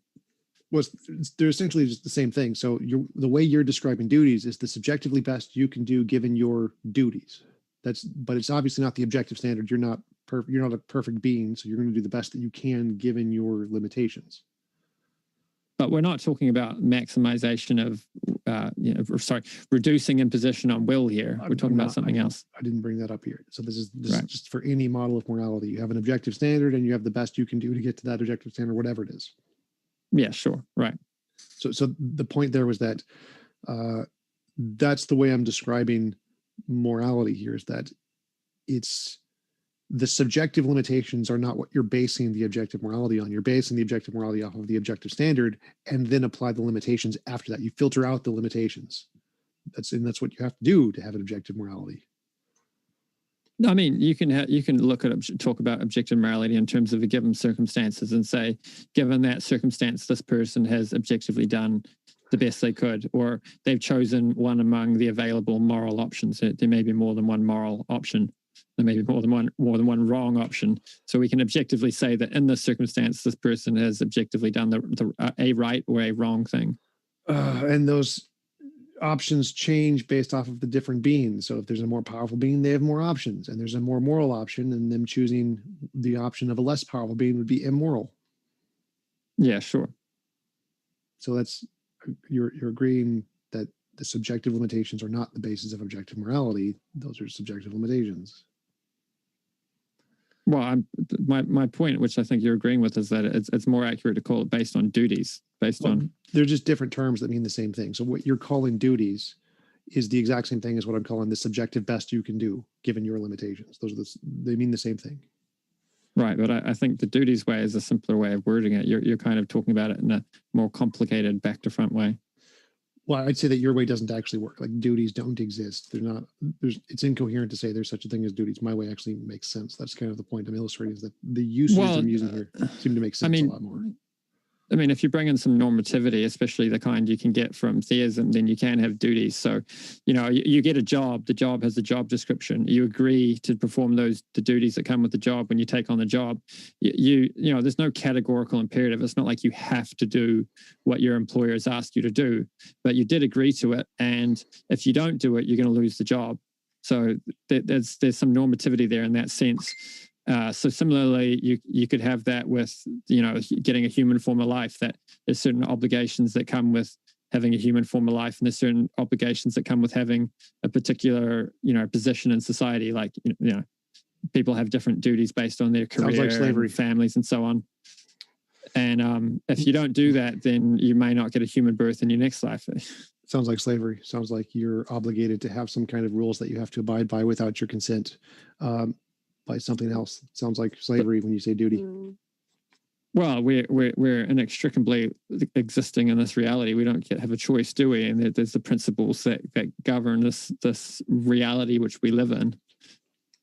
And if you don't abide by them, like, for example, the description of, where you go in your next life is based on the qualities you have in this life. So if you live like an animal, you'll take birth as an animal. If you make good use of the human form of life, then you'll get a human life. And if you become spiritually perfected, then you'll go to a realm of other spiritually perfected beings. So if you perfect yourself in moral character, in other words, then you get to be surrounded in your next life by other beings who are perfected in their moral character. So it's not like it's some kind, the destinations and the results of your actions are fitting. You just get surrounded by people who are similar to you. I don't see how that, you can call it slavery if you want, but it's just natural consequences. Well, I didn't mean to make a criticism of just the Hare Krishna worldview there, but just as a comparison, clearly it seems more moral to give everyone their own universe and let them design it however they want. And if they don't want to die and have immortality, they should have that choice. Or if they want to be reborn as a chicken or a cow or whatever, they should have that choice. And that system that I'm just described is clearly a morally superior system to yours, which would be good evidence of why mine is better, in addition to the other reasons. But the point I was making earlier is that when you say we have duties, like when you're a human, you have certain duties as a human or whatever. That sounds like slavery. That sounds like someone else has conscripted you to obey a certain set of rules, and if you don't, you're being punished, which is, like I said earlier, a more immoral system than the one I described, where everyone gets their own universe and you can do it whatever you want with. So clearly my system seems to get morality correct, more likely to be correct than yours. So the reason why it's moral is because it brings about the greater good. So your idea, I don't think it brings about the greater good, because if we could just, all live in our own fantasy world and have it the way we want it all the time, I don't see how we would ever become perfected in our character and eventually attain to a higher and more satisfying reality. So your idea, I think, is nihilistic and, doesn't result in the elevation of us to a better reality. Like, we don't want to live in a false reality. There's a thought experiment, I can't remember the name of it, which is, suppose you could program your own virtual reality machine, and you could, choose how big your bank balance was, what kind of vehicles you had, how big your garage was, how many cars you had, and you could set all the parameters, and you could enter into this reality, except you were the only person there. And while you were in there, you wouldn't know. You'd think you were interacting with real people. You'd think it was a real reality, but it was just something you'd programmed, and all the people there didn't actually exist. When the thought experiment is offered, you don't get people saying, yeah, I'd go into that. I would definitely go into that. But so my analogy, that wasn't like my analogy. So my analogy is that you get your own universe, you get to design it however you want. So which would include other people can visit you if they want to. So mine would be just as real as everything else. It's not a virtual world, it's a real one. You get your own real universe, and you get to really meet real people who voluntarily choose to cohabitate with you. So mine wasn't like yours. So why would my universe, where everyone gets their own universe and they can design it however they want and choose what they experience, be a less moral universe than yours, where people are conscripted with duties they didn't consent to be punished whether they agree to this system or not? Well, I'd argue that your system wouldn't result in the greatest good. I think it would result in, we might just all grow more and more selfish in our inability to interact with one another in productive, meaningful, cordial ways would become worse and worse as we all, became more and more hedonistic and, self-interested and so on. And I think that kind of hedonism would, we'd be unabated in our hedonism. So, that this reality we're in kind of brings our hedonism down a little bit, which enables us to, develop some wisdom and learn that there's more to life than just satisfying your senses and so on. We have to learn to cooperate, and this being forced to do these things creates moral character in us and allows us to grow as people. Whereas your reality would just kind of be like some kind of, simulated reality where I don't see how we would ever be moving towards a greater reality where we actually develop our moral character. So you're saying a world with rape and murder and torture and cancer and death without consent is a morally superior world to one that has none of that without consent, because some people are going to be less selfish in X amount of time. Well, yeah, I mean, the argument would be something to the effect of the ends justify the means. But you do get people saying that. You do find people who've gone through all sorts of abuse that come out of it and say, I've gained invaluable wisdom from this. Like Gabor Mate worked in palliative care for 10 years, and he even had one patient that died of cancer. And, the self-reflection he was able to do while on his deathbed, he got valuable wisdom. And he actually said to Gabor Mate that, this experience has taught me wisdom, which is so valuable that it's worth it. And that was someone who died from the cancer saying that. So what's more moral, to force someone to go through that pain and suffering to learn it, or to give them the option? Well, you can learn all this stuff if you go through this pain and suffering, and they can choose whether they want to go through it or not. Which one of those is more moral? Well, how do we know we didn't choose to come here and go through these experiences? We might have been given another option. It's not what I asked. So I asked, is it more moral to give someone the option to go through suffering to learn something? Or is it more moral to force them to suffer, whether they choose it or not, to cause them to learn it? I think the action reaction that we get in this material world is just like intrinsic things. It's not like a punishment thing. So like if you have immoral character, you get surrounded by other people with immoral character. So it's not like it's forced upon you in some kind of like unfitting way. It's just, these are natural consequences for these actions. And, like with say drug intervention, say somebody, we apprehend somebody who's a drug addict and intervene on them, put them through all sorts of detoxing. They're suffering like anything, but eventually they get out the other end of it and say, I'm so glad you guys forced me through that, because now I have a good life. Okay, so again, is it more moral to force someone through rape and murder and torture and prison without their consent, what they didn't want? Or is it more moral to give them the option, say, you can go experience this world of rape and murder and torture, or you can go to your own world without any of that stuff? Which is more moral? Force them into being raped and murdered and tortured and cancered without their consent, or to give them the option to say, no, I'd rather not have that? Which is more moral? So the Vaishnava tradition does talk about how we made a choice to come here, and rather than going to the spiritual world, and our actions in this world have earned us those consequences. So okay, we did choose this. Not what I asked. So it's perfectly fine. If we chose to be here, that's perfectly fine. But I'm asking, which is more moral? Is it more moral to force someone to be raped and murdered and tortured without their consent? Or is it more moral to give them the option where they can say, no, I'd rather not have that? Which one is more moral? I mean, I would say in this case that it's a question of the ends justifying the means. So say with the drug addict example, you say you forced the person through the detox, they didn't want to do it. You gave them the option that they could just, commit suicide, and then they could just, not have any of that. But instead of doing that, you just said, and you suppose it was guaranteed, you knew that this person was going to succeed at going through this detox and come out the other end. And when they were finishing it, they were going to say, I'm so glad you put me through that because now I have a good life. Then I would say it based on the outcome and based on their future self, or we could say their higher self. By higher self, I mean, themself when they're thinking rationally and properly informed. If their higher self would want you to do that, then I would say it's the moral thing to do. If when like if your 2-year-old wants to, say your 4-year-old wants to become a unicorn, or wants to commit suicide, should we let them do that? They're just expressing their will, how they like, and choosing what they want. But we don't let them do that because their cognitive faculties aren't properly developed. We withhold their ability to make these decisions. So similarly, with a drug addict, or someone who's impaired in some way due to not fully understanding reality and making bad decisions and covering their consciousness over with material energy, if we let them make unabashed decisions without some kind of like, well, this is what's best for you, so we're going to kind of nudge you in that direction anyway, then I would say it's immoral. The moral thing is to understand what's in the person's best interest, what their higher self would want, and to put them through what they need to get there. Yeah, my view is that it's not moral to force people to be raped without their consent. I'd say it's more moral to give them the option to say no. That would be my position, and why I think is a pretty good way to conclude is why my model is significantly more moral than yours, has a better understanding of objective morality. I mean, on your model, rape is just something that just happens. It's just an unfortunate feature of reality. I don't see how you're accounting for the existence of these things.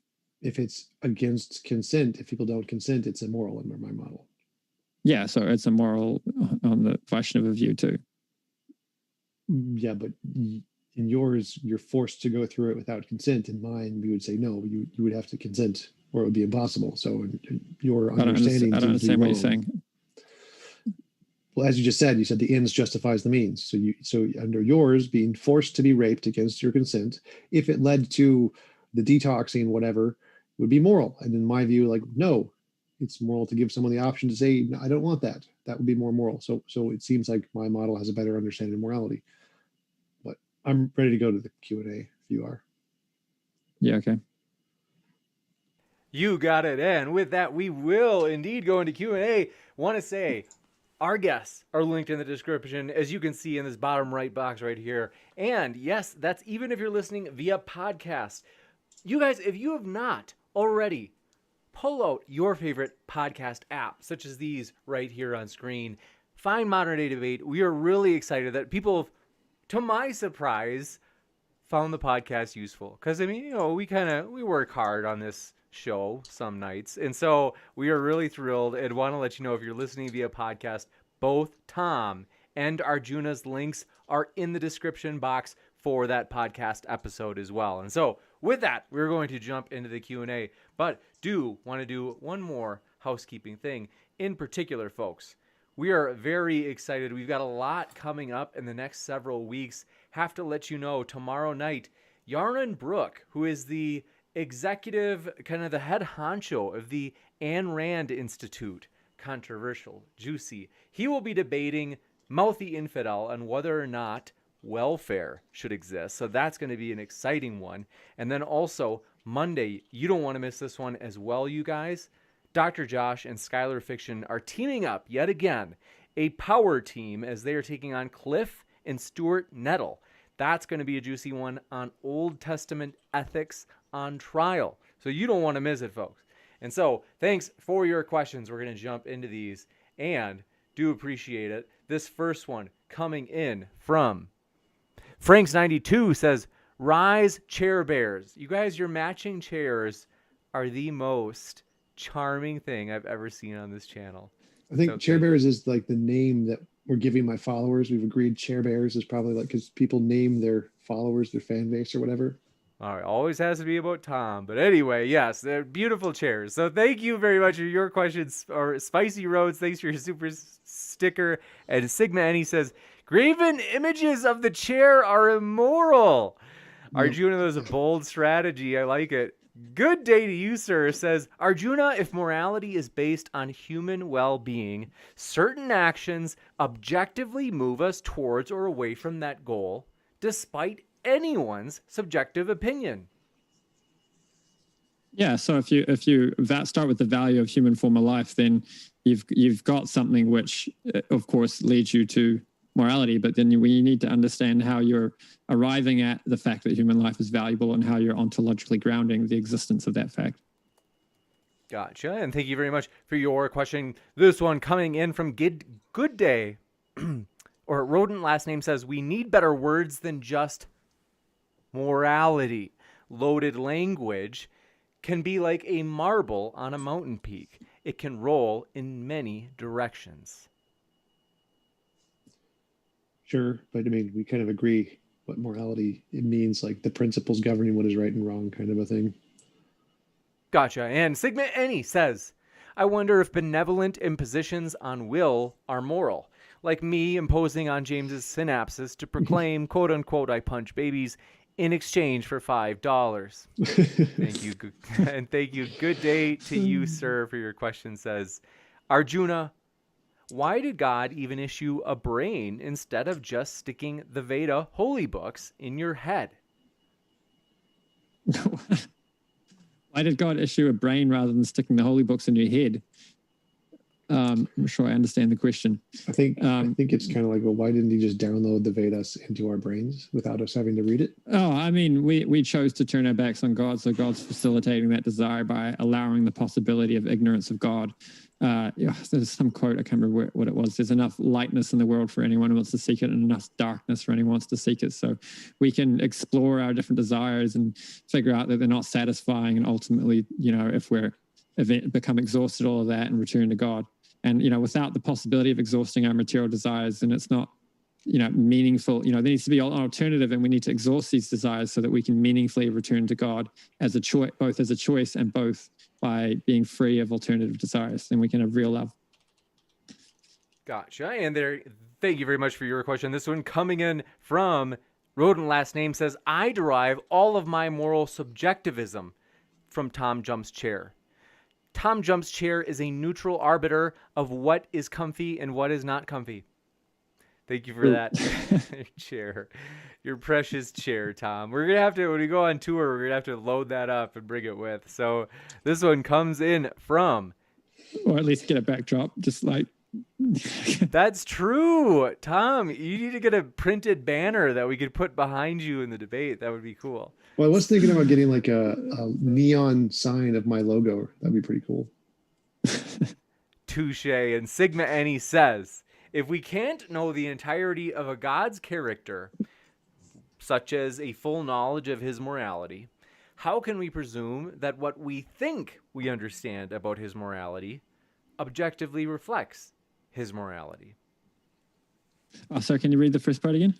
Sure. They said, if we can't know the entirety of a God's character, then in sum, how can we presume that we, that what we think about God's morality objectively reflects it? Well, yeah, that's raising the epistemic problem. So, you could think that what's morality based on, God, count what's issuing from God as objective morality and be mistaken. But I would accept that as a concern, but simply say that you can think, you've stumbled upon divine knowledge and be mistaken, but once you have got divine knowledge, it will supersede any false knowledge. So you could have ascending levels of realization. It's not possible to have true knowledge and then trade that in for false knowledge. So you could go from one false belief to another false belief, but you can't go from the true understanding back to the false belief. There's something that fixes you in it once you have it. Gotcha. And thank you very much for your question. Thank you. Let's see. Rodent no last name says, Arjuna, if God commanded you to do something against your personal moral beliefs, would you do it? This is something I've thought about and discussed. Suppose like we give the example of you could think God's commanding but like suppose the epistemology is the guru speaking for God and the guru tells you to jump off a bridge. Well, I'm just going to think that I'm either mistaken about what the guru is saying or the guru happens to not be representing God in that moment, because my intuitions that God would not say that to me and my intuitions that I should not do that supersede any kind of reason I have for thinking that God's telling me to do that. So I would not do the wrong thing if it didn't agree with, we have an idea in Krishna consciousness of super soul in the heart. So, like the scripture might tell you to do something, but, God is also there in the heart instructing you. So if my heart is telling me that something is absolutely immoral, I'm going to listen to that and not do it. You got it. And thank you very much for your question. This one coming in from Jordan Gerard, who says, if morality is a field, it could be manipulated to suit subjective whims, so it isn't objective. You can't answer, quote, ought we manipulate the field or not? Well, I mean, the fact that there's a field doesn't mean we can manipulate it. Like we can't manipulate the Higgs field, so it doesn't make any sense. The fact that the field being there doesn't mean we can manipulate field. And you can't make Higgs negative. You can't make a negative field. So the fact that there's a field doesn't mean it could be anything either. Gotcha. And thank you very much for your question. This one coming in from Farron Salas says, we are in a simulation with TJump's chair all the way down and pictures of turtles stacked on top of each other. Very nice. Stefan Brace, thank you for your question, says, Arjuna, so if you live a life that quote unquote God doesn't approve of, it's moral for him to make a human live their next life as an animal? Well, it's not necessarily based on God approving or not approving. There's nothing like sectarian morality or anything you could call subjective that you find in Bhagavad Gita or Bhagavatam. If you enjoy eating flesh and your whole life is centered around satisfying your desire to eat meat, then it's only fitting for you to take birth as a tiger. And, you get a body fit for your desires and the way you're expressing them. If you're not making proper use of the human form of life, the human form of life affords us the ability to inquire into the absolute truth, to question why we're here, what exists, and so on. If you're not doing that and you're just simply living like an animal, the only difference being that you go around on 4 wheels rather than on 4 legs, then there's no reason why you shouldn't just do that in a human body. In many respects, animal bodies are better suited for sense gratification than human bodies are. Gotcha. And thank you very much.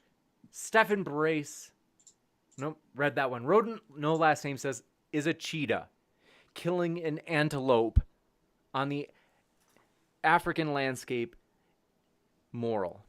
Is a human hunter killing an antelope moral? Is a virus killing an antelope, quote unquote, moral? Is killing a virus moral? Any involuntary imposition of will is moral. So killing an antelope is immoral no matter who does it. Viruses don't have a will, but killing viruses is not immoral.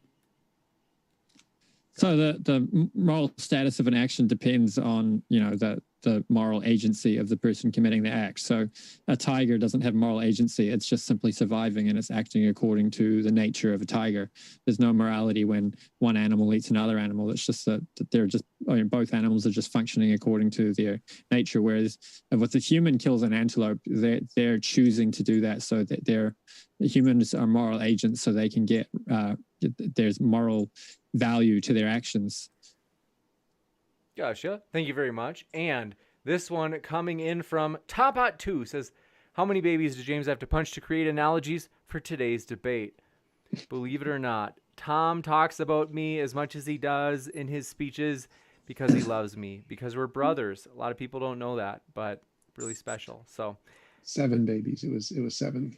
Ozian says, Kal-El revealed to me through personal revelation that TJump is correct. So you ought to be moral, Arjuna. Superman reference. Sweet. I'll accept that revelation. I'm converted. Next up, EndoXD says, Arjuna, your morals are based on the presupposition that God exists and that God is good. Mine are based on the presupposition that well-being is good. Aren't ours both subjective? Well, I mean, one presupposition is just, your opinion. I mean, presupposing God exists, the debate here isn't, is it the case that God exists? So that would be a different debate. But given, the assumption that God exists, we have a better account of the existence of objective moral values, and they have a ground to issue from, whereas on physicalism, there's just a bunch of sacks of chemicals interacting with one another. Gotcha. Welcome to the show. It's Friday. Thank you very much. Next question. This one coming in from Barry. Appreciate your super sticker. And Soldier of Science says, James, Tom, and Arjuna, thanks for the show. Yes, I'm shamelessly saying, with 3 more subs, I will launch a new video on my deconversion story. How about it? I think they're saying 3 more subs. I would think it's maybe to their channel or mine, like Modern Day Debate ours. I can't tell. But Soldier of Science, we're glad you hang out here, my friend, and let's jump into the next one. So, great, we've caught up. Let me jump over to the standard question list. We have one from Chaos Theory. They've been gunning you in the chat, Tom. They said, I have a crazy question. Ask Tom if it's actually wrong for Tom to marry a pig. Not if the pig could consent and have enough intelligence to be of the intellectual age of consent, then no, it would not be. Gotcha. And thank you very much. But yes, welcome to the show indeed, folks. It is Friday. We're excited for that. And so John Smith said, question for Arjuna, do you demonstrate why God, quote, cannot be wrong without appealing to authority? Would the universe look different if God could be wrong? Well, if God could be wrong, he wouldn't be God. It's like true by the definition of what God exists. So perhaps the real question is, does God exist? And that would be a different topic. Gotcha. And Stripper Liquor, thanks for your support out there in the live chat. Says smash that like button, and please do smash that like button if you've been pleased by this debate, or if you're pleased by this question from Darth Revan, which is, Arjuna, or ask Arjuna if he is aware of. Oh, we got that one actually. I covered that one with him because they thought you were a Christian, but they found out. How do I pronounce it? Is it Hare Krishna? Yeah, Hare Krishna. There was actually one dude that found a Bhagavad Gita in the bushes once, and he started chanting Hare Krishna. Read the whole thing, was convinced, and he was chanting Hare Krishna, Hare Krishna, Krishna Krishna, Hare Hare, Hare Rama, Hare Rama, Rama Rama, Hare Hare. But yeah, it's Hare. Hare. Okay, Hare thank Krishna, you for Hare Krishna. And thank you very much for your question. This one just came in from Rodent, no last name, who says, if Stan Lee, so writer, creator of Marvel, wrote Revelations of Spider-Man, how do ancient comic books prove God exists? Oh, sorry, read it again. It'd help if they were coming up on the screen. They said if Stan Lee wrote Revelations of Spider-Man, so, like if he wrote a holy book about Spider-Man, how do ancient comic books prove that God exists?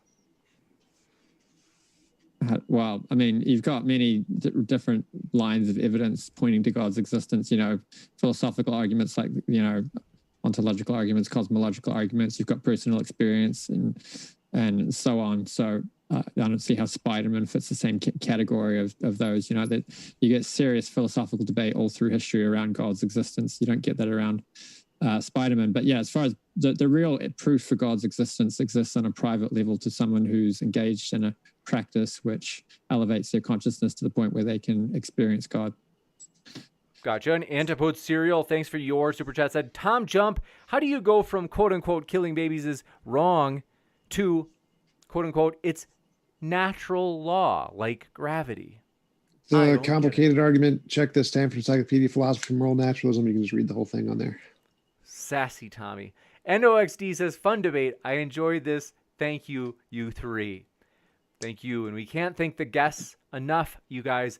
We've got more questions, but I want to remind you they are linked in the description. And this next one coming in from, thanks for your super chat, Cole Beasley says, James, how do I get on here to participate in a debate? That's a great question. So, folks, here's the trick. If you email me at moderndaydebate@gmail.com, that's my email. And please, just so we can streamline it, because I'm always behind on emails, if you can let me know your preferred topic, what your stance on it is, and ideally, if you have an opponent lined up, we oftentimes, if you're a first timer, will ask if you will do at least one tag team debate so we can get a feel for you. That's not necessary. There are ways if you want to do a one-on-one, but it's probably more. So we'll talk over email. Thanks for your question, Lockbeard, who says, in all caps, this entire thing. He's yelling the entire thing. There is no universal morality. Establishing a moral code makes you a religious cult. I can't believe the atheists made me have to say that. Yeah, he really needs to check the Stanford or the Phil Surveys paper, which says the vast majority of philosophers, like academic philosophers, are atheists, like 70%. And they're also moral realists. They also believe in objective morality. So it's pretty sad that most YouTube atheists don't realize that, yeah, actually, you can believe in objective morality without a God just fine. Most philosophers do it. Juicy. And Timcast Podcast says, in all caps, order to cease and desist. The big, comfortable chair is protected by a utility and service patent. Continue use at your own peril. Thank you for that. Why violating patents? So many patents. Tom, I love that chair. It's a lazy boy. I think you've told us before. We've always asked, but let's see. What was the model of it, though? Because isn't like Lazy Boy has like certain models, like in addition to the make? I looked it up at one point. I think it's Cantella or something like that. Ooh, sophisticated, Tom. I like that. I've got 2 chairs today. That's true. I mean, you're giving Tom a run for his money finally. I mean, only the chair could. Dave Langer says, question for TJump. Do you like your chocolate chip cookies warm out of the oven, or do you prefer them to be cooled off? No, they got to be warm and mushy and squishy and barely cooked, because if they get hard, they're just not good. Nasty guy. And John Smith says, another question for Arjuna. Why is quote-unquote higher existence better than being able to choose who or what we can be? How do you know that returning to being a monkey isn't better? Well, there's objective measures for how animal life is in many respects suffering. I mean, like you look at birds and they're constantly darting their heads around. You study sea life is particularly bad. You can't learn about, like you watch YouTube videos and learn about all these deep sea creatures.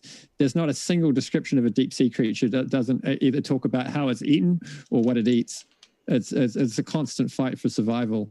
And I mean, if your thing is just sense gratification, then being a pigeon or something like that, like they can have sex like 20 times a day. So you might like to take birth as a pigeon, but if you like, sort of getting into like understanding the deeper nature of reality and more getting at the essence of things, above the material level of sense gratification, then it might not be ideal. And if, suppose there was someone who was going to infinitely spend their life as a drug addict, then it might be better to intercede and, get it to the point where they weren't a drug addict and actually had a good life, because the life of a drug addict is objectively suffering. They have no good personal relationships and they've got a dependency where they're miserable when they're not on drug and so on. Gotcha. And Soldier of Science sends in his question saying, Arjuna, was singing for Jane's addiction better than porno for Pyros? I don't know the latter song. I don't know if I can answer that. Some sort of adult film. Rodent No Last Name says, I had personal experience with Spider-Man and believe the Marvel comic universe, which dates back to the discovered manuscripts of the ancient times of the 1980s. I'm from the 1980s. They say, how is Spider-Man not the basis for morality? I mean, obviously that's a parody question. I mean, Spider-Man's just a superhero who's dreamed up by some comic. The comic doesn't even claim to be true, whereas you get the scriptures claiming to represent reality. And, you know, in many respects, we can argue the Vedas are accurately describe, at least the features that we're able to verify are accurately fit reality. You got it. And Cole Beasley says, James, you sneezed on a live event, laughing my freaking arse off. Yes, I forgot to mute. Did you guys hear that? Anyway, Barry, thanks for your super chat. Says, Arjuna, you mentioned the quote unquote many lines of evidence for the existence of God, such as philosophical, cosmological, ontological arguments, and personal experience. Do you think that adding a bunch of bad evidence equals good evidence? That actually says Aram. I don't know who Aram is. It doesn't say Arjuna. I figured it was a typo. He never mentioned any of those arguments.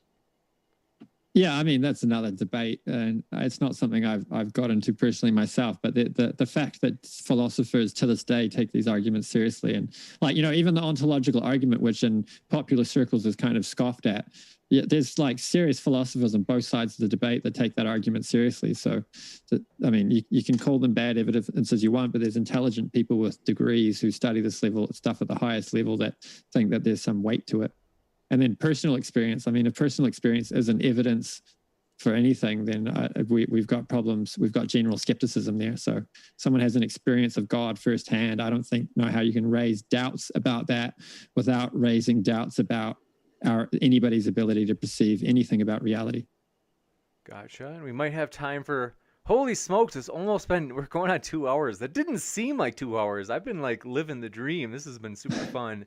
It's flown by. Tape Deck has one last question they're going to squeeze in. It said, how can a lion do anything immoral if we can come back as one? Are we stuck as a lion after that life? Wait, let me read this. His question is that quiet. Are we stuck as a lion after that life since can't be any more immoral? So his question is asking, since there's reincarnation, but lions can't do anything immoral, how could you be a lion and then have a moral life to reincarnate as something differently if none of your actions are morally significant? Yeah, so when you have an animal form of life, you're burning off your karma. I mean, it said we have unlimited stores of karma because we've lived unlimited lives, so you don't have to burn off all your karma, but you go through some amount of your karma, and then, you know, it might be your next life, or it might be many lives later that you eventually take birth as a human again. And at that point, you're kind of just riding on your karma. It's only when you get a human form of life again that you have moral agency, and your choices impact on where you go. I mean, there are stories of animals getting liberated actually, but they're not the norm. They're kind of just exceptional cases. You got it. In Lockbeard says, sorry, in many chats we're told to put questions in caps. Oh, really? Oh, I see what you're saying. Okay. That's cool. I get a kick out of hearing like how other chats work. Like, it's interesting just to hear like the different rules that different channels have just in virtue of that. So anyway, we want to say thank you to our guests. Look at these guys. Look at them. They're tremendous. We love them. I just love putting you guys on the spot. Thank you, Tom and Arjuna. They're both linked in the description, folks, and we really do appreciate them. The debaters are the lifeblood of the channel. If I tried to do a channel like Tom, where it's just me debating all the time, I just couldn't do it. You know, I mean, and Arjuna, I'm guessing you've got debates on your channel as well. So want to let you know, folks, if you're at Modern Day Debate, you must love debates. Tom has debates on his channel all the time. Arjuna, I know you've got to have some on there, I'm guessing, because you've... Yeah. And because I know you've come on here before, and so you probably got at least some of the ones from on here, and I'm guessing you maybe have other ones. So I've got little videos I produce too, like sort of rationality rules kind of style of just arguing sort of philosophy of religion points. Working on one right now on evidence and reincarnation, and my last one up is an attack on William Lane Craig's exclusivism. Ooh, interesting. James Likey. I'll have to check that out. And Cole Beasley, last one, says Dogecoin to the moon. Oh, that reminds me. I don't even know what that means. Is that some like young person? It's a cryptocurrency. That just went up by like 700% in the past week. You serious? Apparently, it's got no fundamentals behind it, so it's all just hype and stuff. So if you're into gambling, go for it. Ooh, juicy. And Rodent, no last name, fires the last one and says, with great power comes great responsibility. How is that not the basis for moral Spider-Man? Oh, is that why there's so much reference to Spider-Man? Because I don't get into comics and stuff. I just get into Mahabharata and stuff. That I wish they do more comics about the Vedic stories. They're so much cooler. That's super interesting. And so we do appreciate our guests. They're the lifeblood of the channel. So thank you both, Tom and Arjuna. It's been a true pleasure. Folks, I will be back in just a moment with a post-credit scene letting you know about upcoming debates such as this one. Less than a week away, you guys. The Book of Daniel, Prophecy or Forgery. I'll tell you about other ones once I'm back. So thanks one last time to our guests, and I will be right back, folks.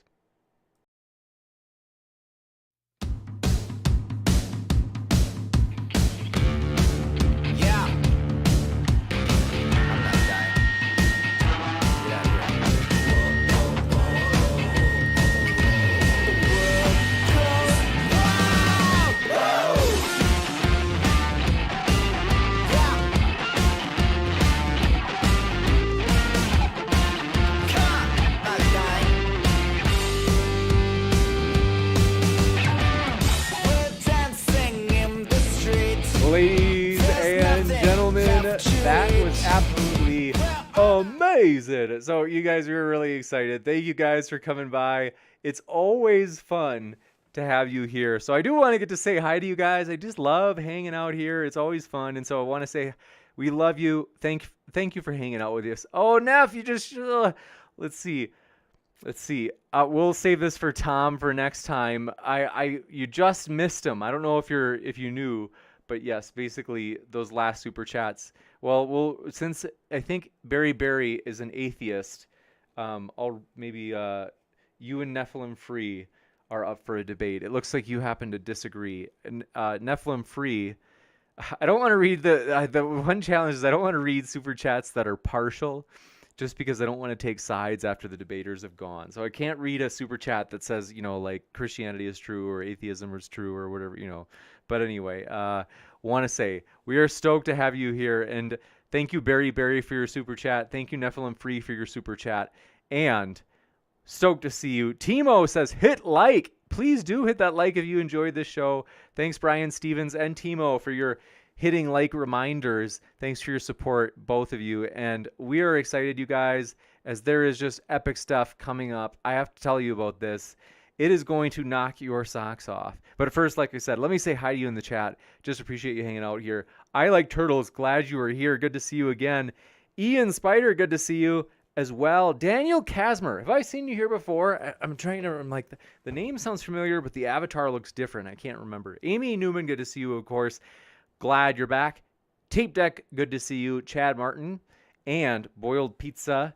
Raw Nakedness, thank you for coming by. And 000, thank you for coming by as well. Truth Shoes 101, stoked you came by. Now, Mark Reed, we're pumped you're here. Mark Reed, let's see. My boy. Now, Nephilim Free, I see you were in the chat. Neph, I know you're too cool for school, but I did email you like 4 days ago. So, I mean, whatever you feel like getting around to responding. But Chad Martin, stoked you came by. And Anzi Sorvisto, good to see you again. Soldier of Science, glad you're back.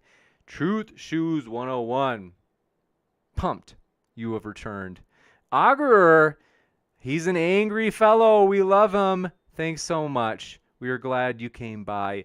Augurer is a cranky fellow in the chat, folks. You probably noticed. But, we keep him around. He keeps us on our toes. We like that, It keeps things lively.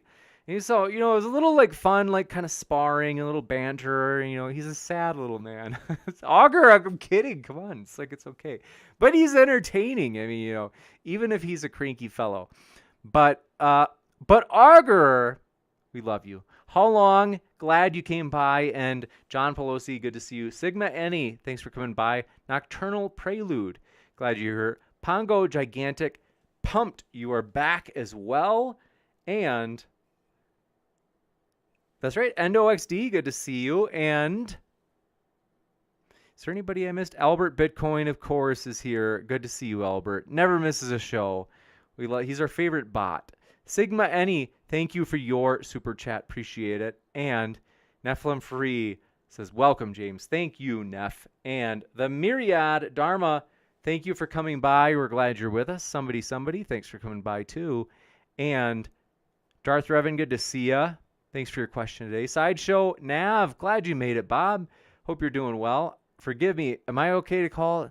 I just doxed you, man. Just the first name though. But thanks for your stripper liquor. Says 200 likes equals James shows. Definitely not showing my underwear, but I will say yes, we are stoked. I will show you what's behind the curtain, you guys. I do try to pull out something cool from behind the curtain. So this is a curtain behind me. That's not actually a wall. And it's not actually just like black space that goes on forever. It's actually a curtain. So we'll show you something cool. If we can, let's shoot for 150 likes.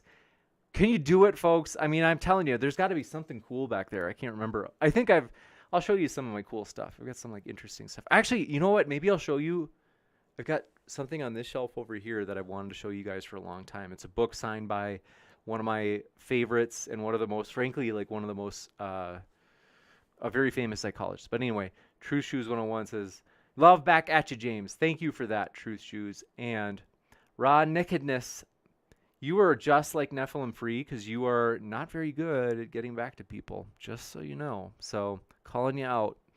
And Silver Harlow says, sorry I missed it. I hope it went well. Well, Silver, we appreciate that. You made it. So I hope if you get to watch it later, cool. If you don't, well, tomorrow we've got another one. So believe me, you won't regret it. Tomorrow's going to be absolutely amazing.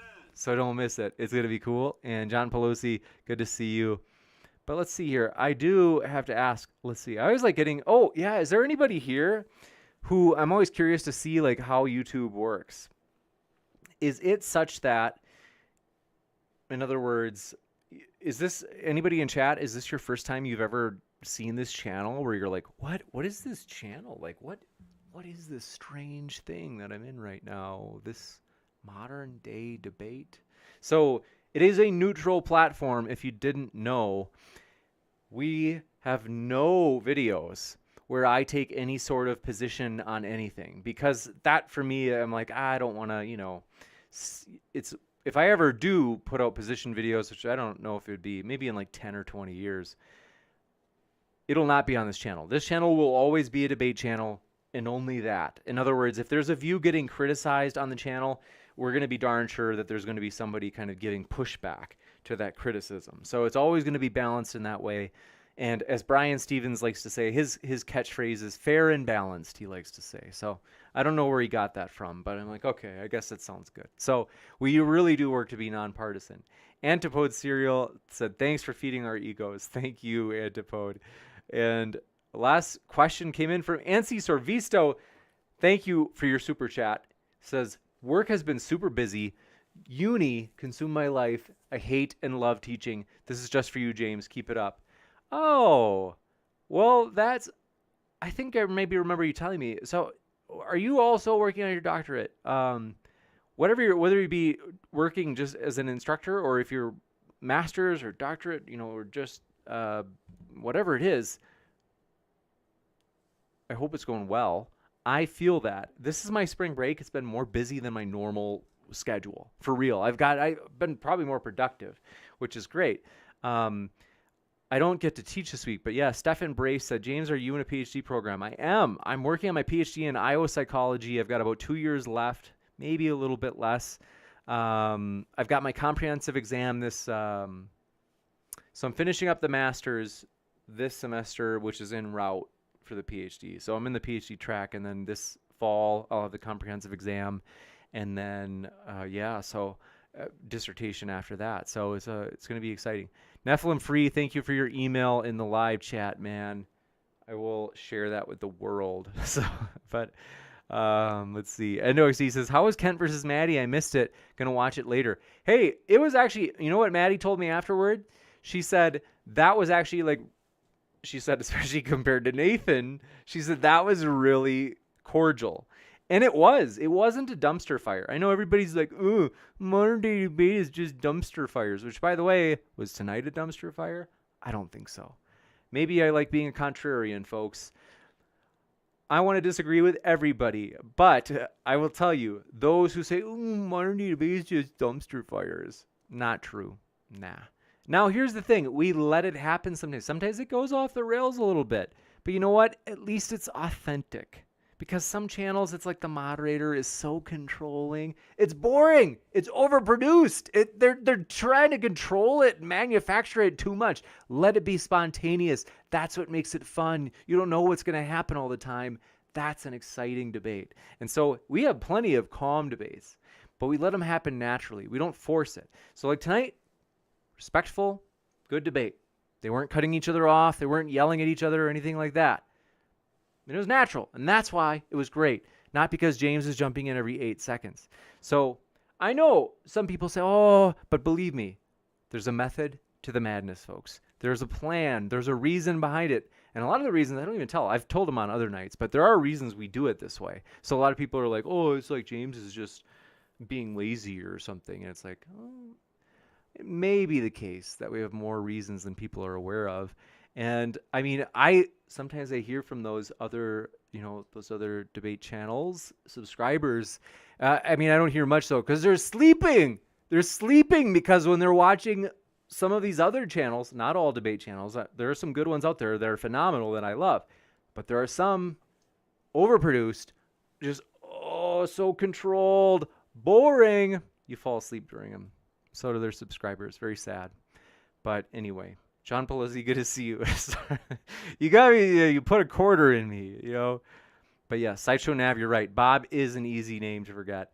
They will probably forget that's your real name soon. Sorry. But yeah, thank you for seriously, Bob. You are the man. I know it's a fake name. Your name's not real. Bob. It's not really Bob. It's like Nephilim Free.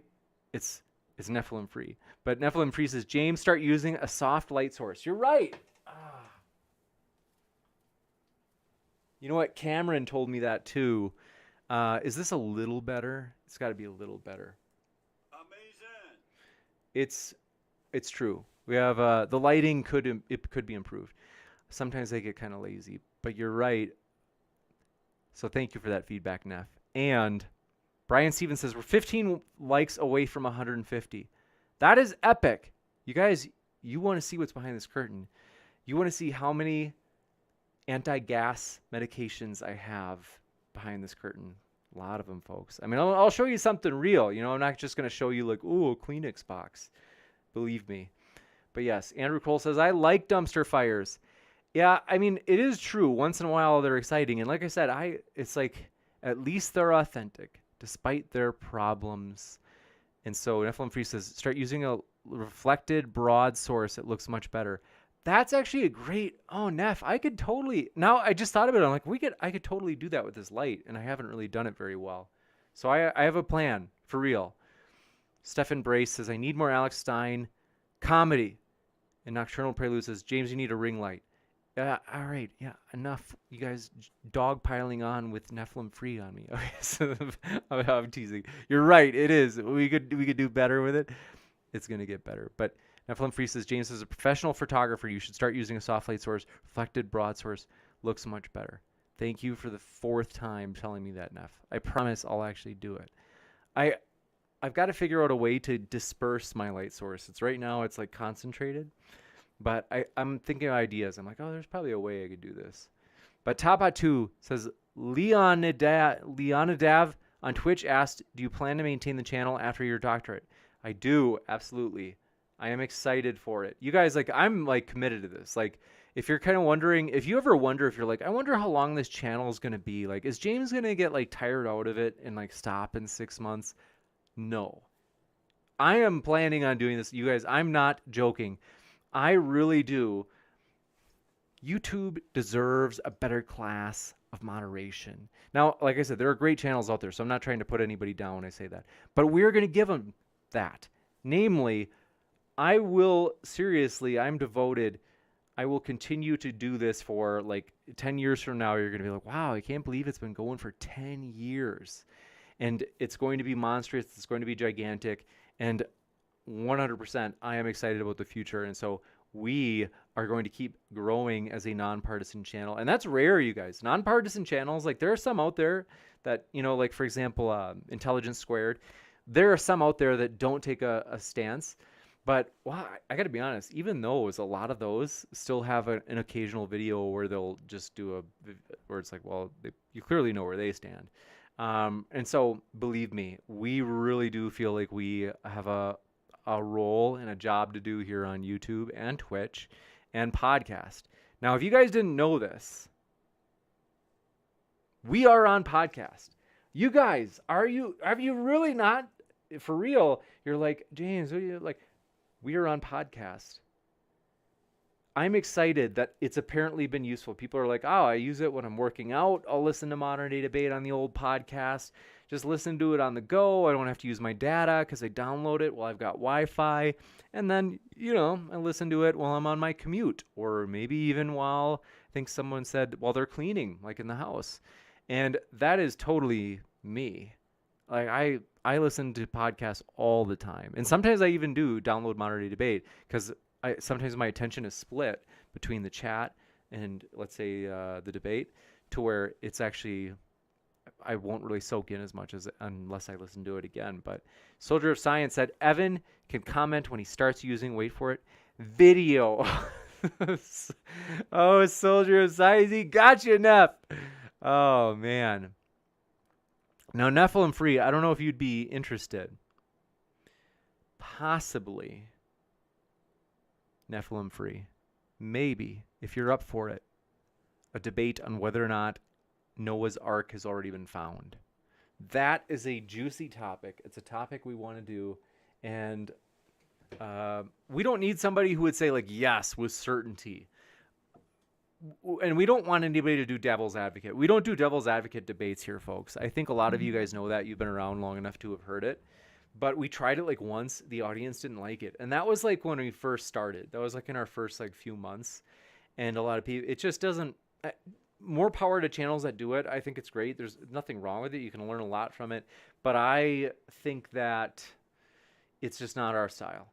So we don't want any devil's advocate, but we do want someone who would say, like, yeah, I at least think it's highly probable that Noah's Ark has been found, and here's where it is, or the remnants of it, whatever it is that they might argue. And so thank you, Fish, Frog, Dolphin, who says, this channel needs to get 100 subs. Thank you for your support. And Brian Stevens, you got the reference, man. I was totally, when I said YouTube deserves a better class of moderating, and we're going to give it to him.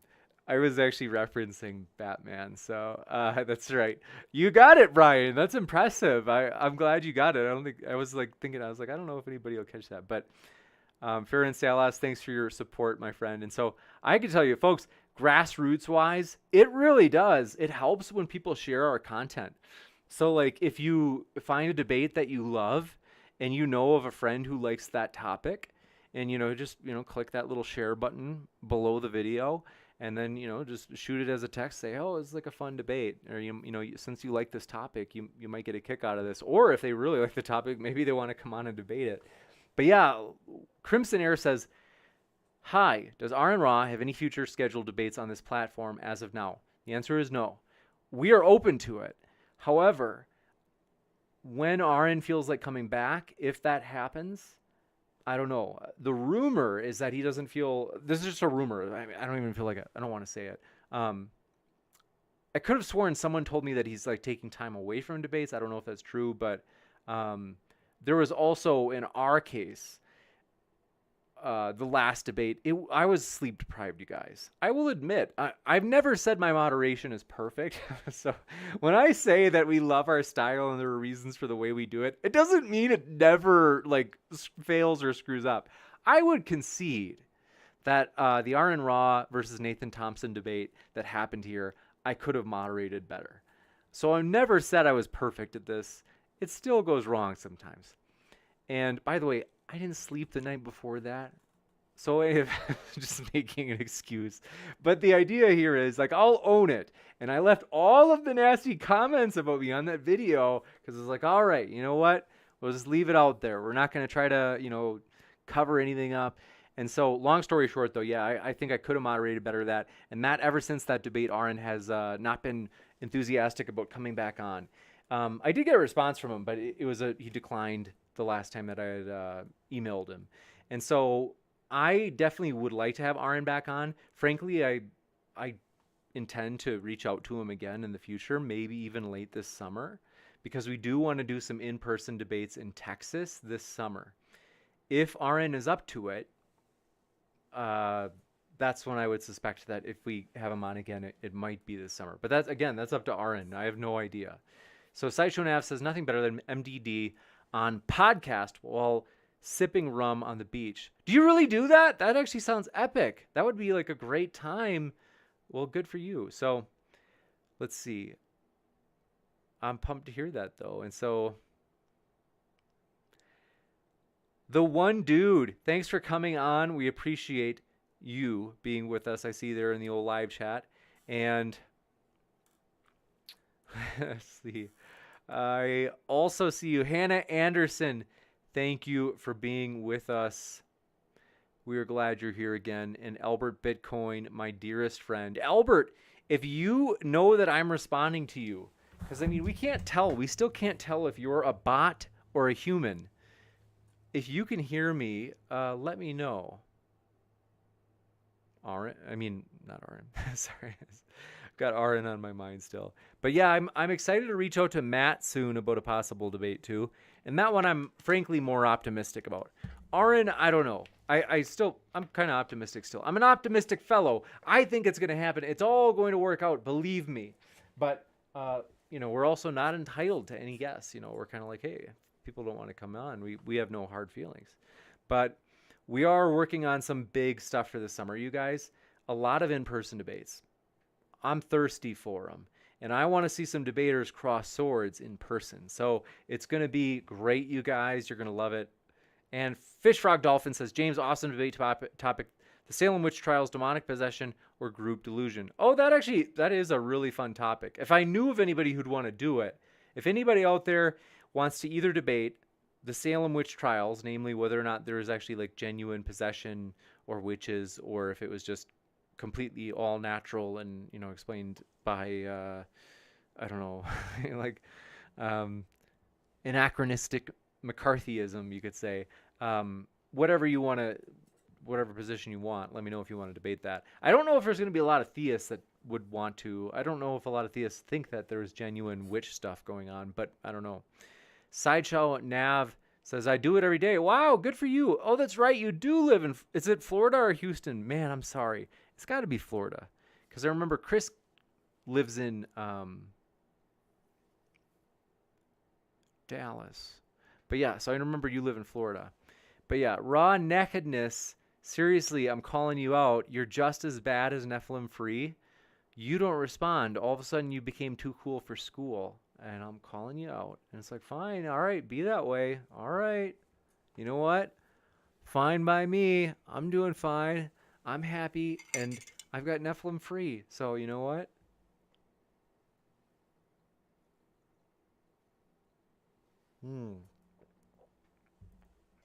I like that. Albert Bitcoin just says, oh, hi, James Coons. That's a person. I can't tell. Maybe it's both. Can you have an account where it switches off between being a bot and a person? I don't know. But we are so close, you guys, to 150 likes. Believe me, you won't regret it. You desperately want to see what I have behind this curtain. It's nasty. Not really. John Smith says, have you ever thought about hosting debates on Satanism? I'm open to it, and I know that there was that fellow that went on a Non Sequitur show a long time ago, but it's like, I'm not trying to be mean. I'm not trying to put anybody down, but like, I think it's called like Leviath Satanism. There's like a strand of it. So I frankly, I'd call it so-called Satanism because it's like it's more that they're just, I think, trying to troll Christians. This particular brand, so you could say denomination, whatever you want to call it. This particular subcomponent under the umbrella of Satanism. These fellows or ladies, both, all of them, people, they tend to seem to only say that they're Satanists to try to troll Christians. And so it's kind of like, well, it doesn't even seem real. Like, I think they're actually just atheists who say that. It's kind of like the flying spaghetti monster thing. That's basically what they seem to be doing. But if there are real ones, I'm open to it. Let me know. Here are the demographics we're looking for. One, we're always recognizing the fact that we have very few Muslims come on to debate. If you happen to be Muslim, shoot me an email at moderndaydebate@gmail.com if you want to debate. 2, if you happen to identify as INCEL, oh, there's one for you, Raw Nakedness. If you happen to identify as INCEL, if that's you and you want to do a debate on that topic, let me know. We're willing to host it. It's like, we'll take our chances with YouTube. We want to test the waters a little bit. And we've never gotten our first strike, which is, I'm kind of surprised. When the very first debate, you guys know the very first topic that we ever had on this debate channel? I'll let you guess. And then we deleted it. I deleted it I think it was a week after, because I was like, oh my gosh, is YouTube going to give us a strike? It was only on immigration, and I thought, I was like, oh, this is bad. This is bad. We were breaking, is this against terms of service? And strangely, I never just read the terms of service. But anyway, it's time to break those rules. So if you really are INCEL, let me know, and we may actually host that topic for real. And then let's see. Did somebody say something that was against our rules? I don't know if they did anything bad. I think that did they insult one of the guests? One thing I would say too, though, is if you're harassing somebody in chat, then we don't want you to do that either. So if you guys want to bring the hammer down on Augur, you can. If he's mean to, if he harasses people in chat, you can. You can time him out or something. I don't care what he says about me. For real, let him do it. And if I want to box back with him, I'll do it. Don't worry about what he says about me. But anyway, raw nakedness. Am I missing social media messages? Yes, snap or text. Too cool for school. But next up, Soldier of Science says, did you see Amy Newman's after show yesterday? Very juicy. I didn't get to see it. I'm sorry. I've been behind. This has been a crazy week to where I'm super behind. But let's see. Thanks, Bob, for your patience. I just saw a text fly in. And so I am behind. It's weird that I used to, what's the word I'm looking for? I used to be quick to respond via text, and now everything's gotten slow in my life. It's but anyway, I know you're just teasing. I'm all right. Stripper Liquor says you've been timed out for repeated spam comments. But yeah, it's true. Somebody, if you're doing repetitive, then that's not good. In other words, copy and paste. We're pretty patient to where we'll give you warnings, but we don't want people doing what is it called? Copy and paste. And then and C-Store Visto says, James, let me, quote unquote, let me show you nasty thing behind this curtain. Me panicking, unsub, just hit the like button. That's funny. Yeah, there's a lot of nasty stuff back there. I mean, but yeah, Stripper Liquor says you're spamming somebody. So gotta let you know, you ought not spam, please. And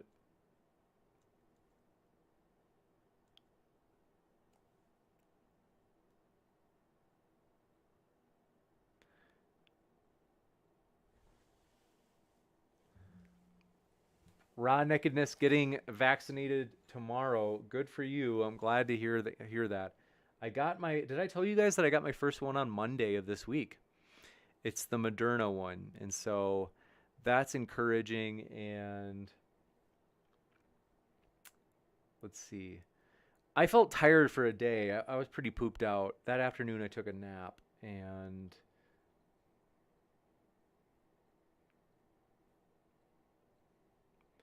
I'm surviving, but it's also, admittedly, I'm a little bit tired out. I'm making it. I would say thanks, Timo, for reminding people. We do have a Patreon, you guys, and I am excited about that, as basically it's a simple, basic kind of Patreon where it's just like 3 tiers. And so if that's cool to you, I pinned it at the top of the chat. And so we are excited about that. And also, though, that one dude is talking about that famous video that you guys all seem to like so much. I've never seen this 2 girls single cup video, but I don't know if I want to either.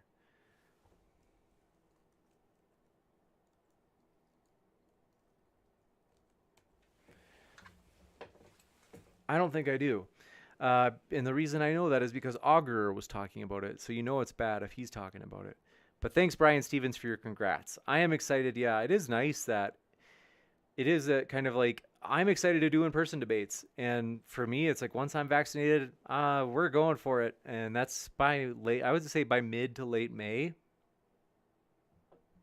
Yeah, I'll be flying around and we'll be doing some in-person dank debates, and I'm excited about it. Maybe not for sure in May. I'm still kind of figuring out and plotting exactly when it'll be, but it might be in May. But otherwise, I'm for sure hoping to do June. So, are we at 150 likes? Let's see. We're at 144. We're close though. Silver Harlow says you really do not. Ooh. Nero says do a live reaction, but don't show it. A live reaction of what?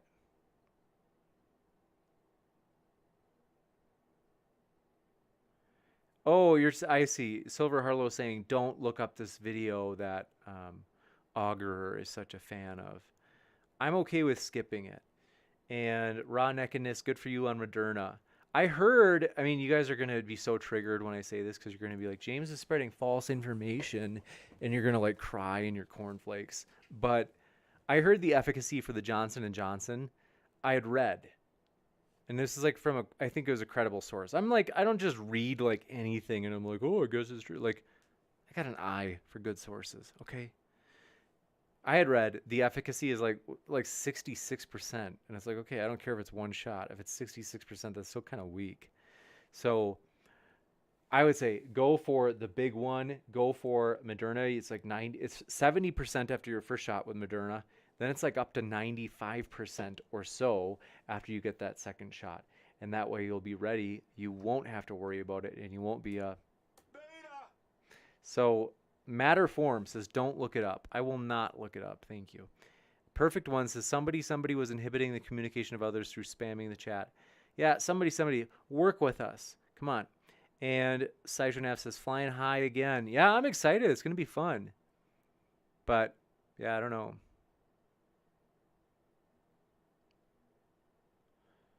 We're 5 likes away. Seriously, you guys.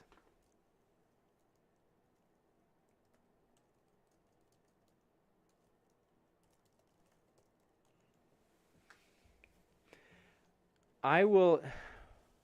Nocturnal Prelude says, yes, I heard the same, James. Yeah. And then I know that they paused because of blood clots. I'd heard about that, obviously, but I wasn't too worried about that, but I don't know. We'll see. And then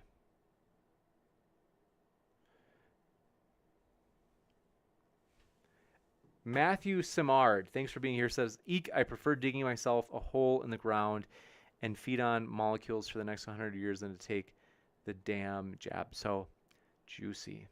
You know what I do? I love to sell plasma, and I do it weekly. So I take a jab every Thursday and Saturday, and I love it. It's great.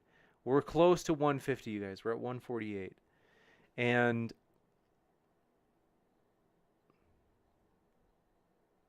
we're so close.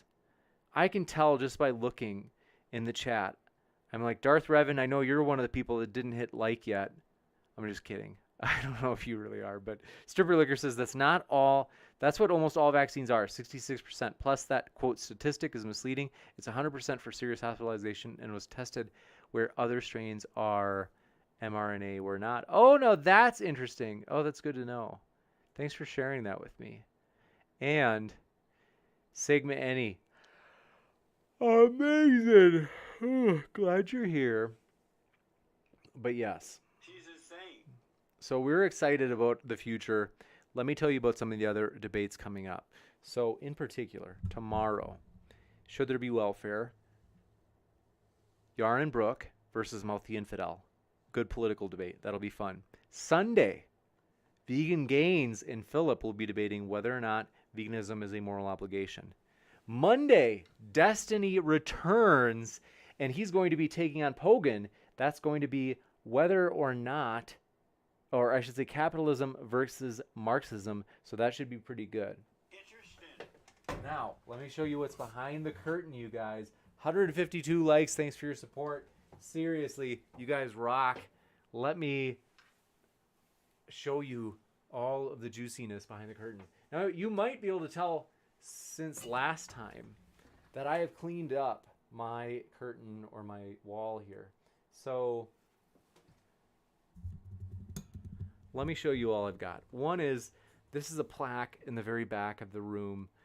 You can't see it, but you can see like the shine right, where is it, right here? Right here. My finger is like pointing right to where it is. That is a plaque for someone in the department who we will honor, and it's not me. I can't be nominated. Basically, it's a long story, but long story short, it's a way of honoring someone in our department for their citizenship, you could say, in which we, yeah, so that'll be cool, but I want to show you other cool stuff. One, you may have noticed, like, wow, James, it looks so clean. This is if this looks messy, this is a huge upgrade. I want to show you this. So this is my mirror.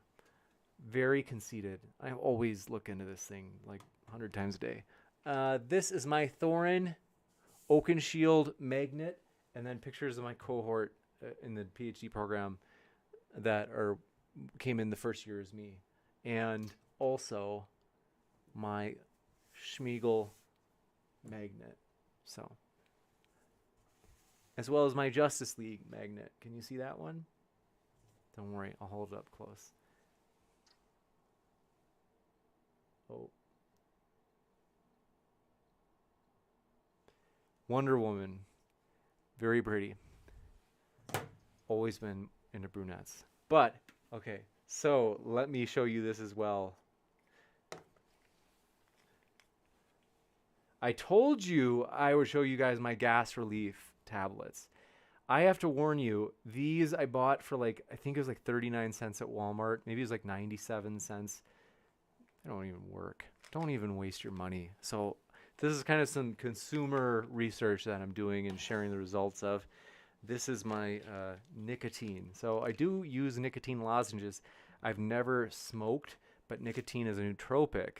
You do think a little bit sharper with nicotine. And so I do put these lozenges in my mouth while I'm studying sometimes, especially if it's stats kind of stuff. But you know what I'm talking about, Brian. But let me show you what else. I think I've shown you my candle. Have I ever shown you this? Vanilla. And then, let's see, do I have anything else like especially interesting? I bought this. I'm a little embarrassed I still haven't used it. This is my bike lock. I don't like this type of bike lock. The reason is because that's heavy and huge. Do you really want that hanging off of your bike? I don't think so. Think about it. But still works pretty well. Amazing stuff. So let me put that back. But yeah, I am... I will share. Thank you guys for all of your likes and support. So seriously, do appreciate that. And then let me show you guys what else. So Augur says beta supplements. I have so many beta supplements. So much. What's the word I'm looking for? Soy products, as James W. enjoys. He loves soy products. Brian Stevens says, Nolan verse way better than Snyder verse. How dare you? I haven't even seen the new one. Very embarrassing. I'll catch up eventually. But Nero says, I didn't know you played Superman. That's funny. I appreciate that. That's one of the bigger compliments I've ever gotten.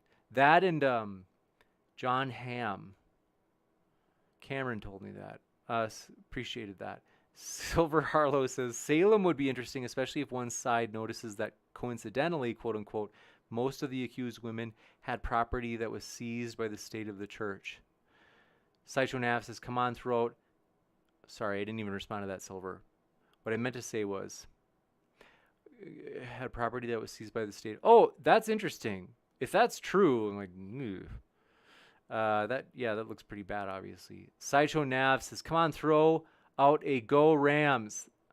I am a Rams fan. And Nephilim Free says, James, your illusion rocks. Thank you, Nephilim Free, for your positivity all of a sudden. I'm just teasing. I actually appreciate the feedback on my lighting, because seriously, I don't know what I'm doing. Like, for real, like, I don't know about photography. I don't know about, you guys can tell, like, just kind of, this whole channel, we've been kind of building the plane as it's been taking off, right? I mean, like, I'm still learning about a ton of this stuff. James W. says, has pictures of TJump on his wall, North Korea style. It's so true. TJump. I do love my brother TJump. But yes. King 101, good to see you. Did I already say hi to you? I can't remember. But let me know, folks. I'll tell you about upcoming debates. Well, let me know. I'm always curious, like, what are your thoughts? What's on your guys' mind before we wrap up? I do want to hear. And so James W. says, thanks, I have some for you. Oh, James, you and your soy. And OXD says, I'm tired of you all bashing on soy. I eat soy every day. How dare you? Do you really? Like Soylent? Matterform says, papaya seeds for gas. You serious? Thanks for letting me know about that. Heat Shield says, get a close-up of the lock? Sure. Let me show you. It's called kryptonite, so that's how you know it's good. Any reference to Superman is good in my book. Is kryptonite, I can't remember, is it a real element? I don't think it is. But at the same time, I thought there was one element on the table where it was like, that's a real element? I thought it was only in movies. I can't remember what it was.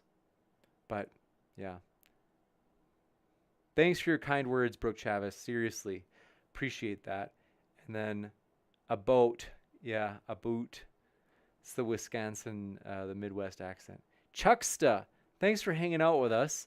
We do appreciate you hanging out with us in the Twitch chat. Ozian, thanks for hanging out with us as well over there. And Sideshow Nav, thanks for hanging out with us over there. Trying to see who else is in here in this Twitch chat still.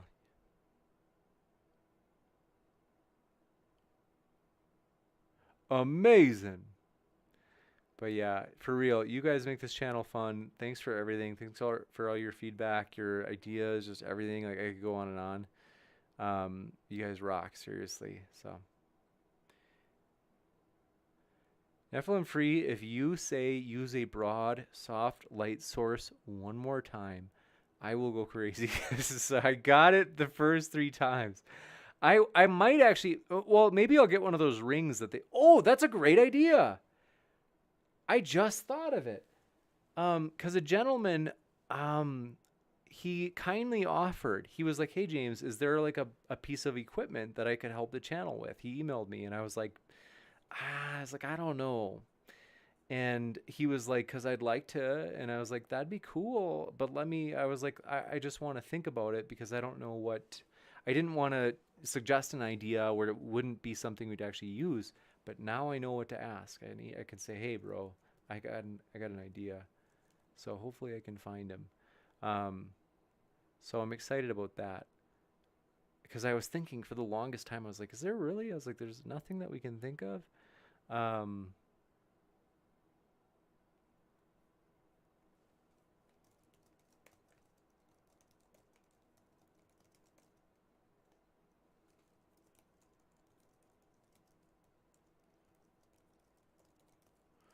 I need a good light. If anybody is, Nephilim free, if you know like a good light that I should purchase, like let me know. I am open to that. If there's one on Amazon, because I don't know what to buy. And I'm kind of like, well, like, okay, I don't know what to buy. Like, that's one of the tricks of being a noob. But Fish Drog Dolphin says, who is Albert Bitcoin talking to? Yeah, he's just kind of our local bot and sometimes human. But thank you for your kind words. Soldier of Science says, as much as I love TJump, isn't he self-proclaimed INCEL? He would be great in that debate. I don't think he's no, I don't think he is. But let's see. I would be surprised, especially because they've been branded. I mean, now they've got a pretty bad rap, right? Like I think it was like maybe a year or two ago, somebody did an act of violence, and then people were like, okay, like that group. Is it fair to say that they're like terrorists? Like, and so I don't know, like.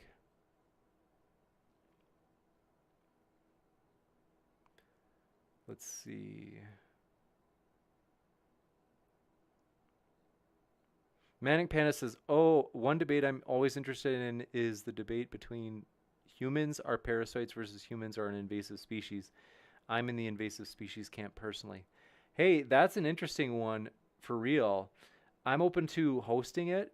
Let me know if you email me at moderndaydebate@gmail.com.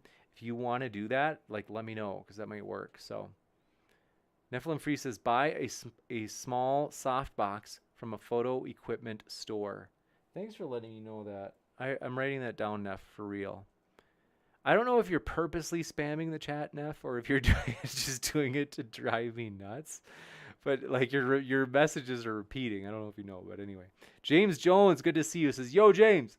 Thanks for coming by, James Jones. And then Soldier of Science says, James uses better lighting. Will you use a camera? Oh, I do have a good camera. I've been meaning to. I was hoping to set it up over spring break. You guys are going to be like, James, why is that sitting in the box? I bought a good DSLR camera over a year ago. Gosh. And it's been sitting. I've just never had time to set it up. But I'm planning on setting it up soon. And so I think you're right. That'll look way better too. So that's a great idea. That's going to totally up. It's going to look great. I'm just excited about it. So thanks for encouraging me to do that. And Brooke, have a good night as well. Thanks for coming by. She said, have a great night, everyone. I'll see you next debate. Thank you, Brooke. And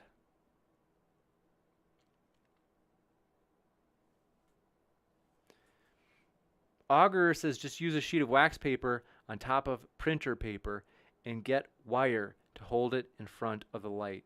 Yeah, that's actually, that's kind of what I was thinking of, except I hadn't thought that far ahead in terms of, that's a good idea. But so we need to drag James into a soft light source, kicking and screaming if need be. That's a good idea. Not me kicking and screaming, but a soft light source. Nocturnal Prelude says, James, what up? Set it up. Nephilim Free says, James, buy a Canon camera. This is, Neff. It's the Canon Rebel, man. Nephilim Free. I've got to figure out how to use it. But you're right. It's a total waste if I don't use this because it was an investment. And I'm just like, yeah, I am a fool for not actually using it. So I've even got a tripod over there, but I've been using this kind of little camera. But anyway, so thank you guys for all your ideas, your guidance. If you do see something with the channel that's like meaningful, like that is a meaningful thing. I've been told before that my lighting is terrible. If it's something like that, then like, hey, feel free, like give me some advice because I'm like, hey, I'm teachable. I'm like open to the fact that I've got a lot of ways to improve. And it's just going to make the channel that much better. So we do appreciate you guys. We hope you have a great rest of your Friday night. It's really important. I got to ask you one question before we go though. I want you to really think deeply about this one. Are you beta male? Really think hard about that, my dear friends, and consider. You never know. So. There's no proof of that. But I am excited. I cannot stop. I absolutely appreciate it. Thank you guys. I hope you guys have a great rest of your night. Seriously, we'll be back tomorrow night. I love you guys. Thanks for all of your support. Seriously, you guys make this channel fun. Seriously, you really do. Thanks for all of your encouragement, everything. Seriously, everything. Thank you guys. So thanks for your kind words and your love in the chat. Hannah Anderson said, have a good rest of your night, James. Thank you, Hannah. Thank you, everybody else. Thanks for all your support. Keep sifting out the reasonable from the unreasonable, everybody. Take care.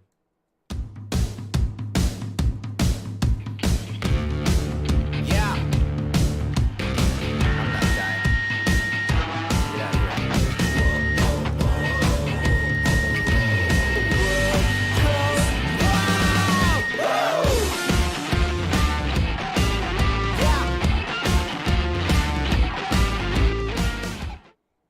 And Rodent last name. Thanks for your super chat coming in last minute. I appreciate it. Just want to personally say thank you. He said $5 towards your Everyone Recommends a Thing fund.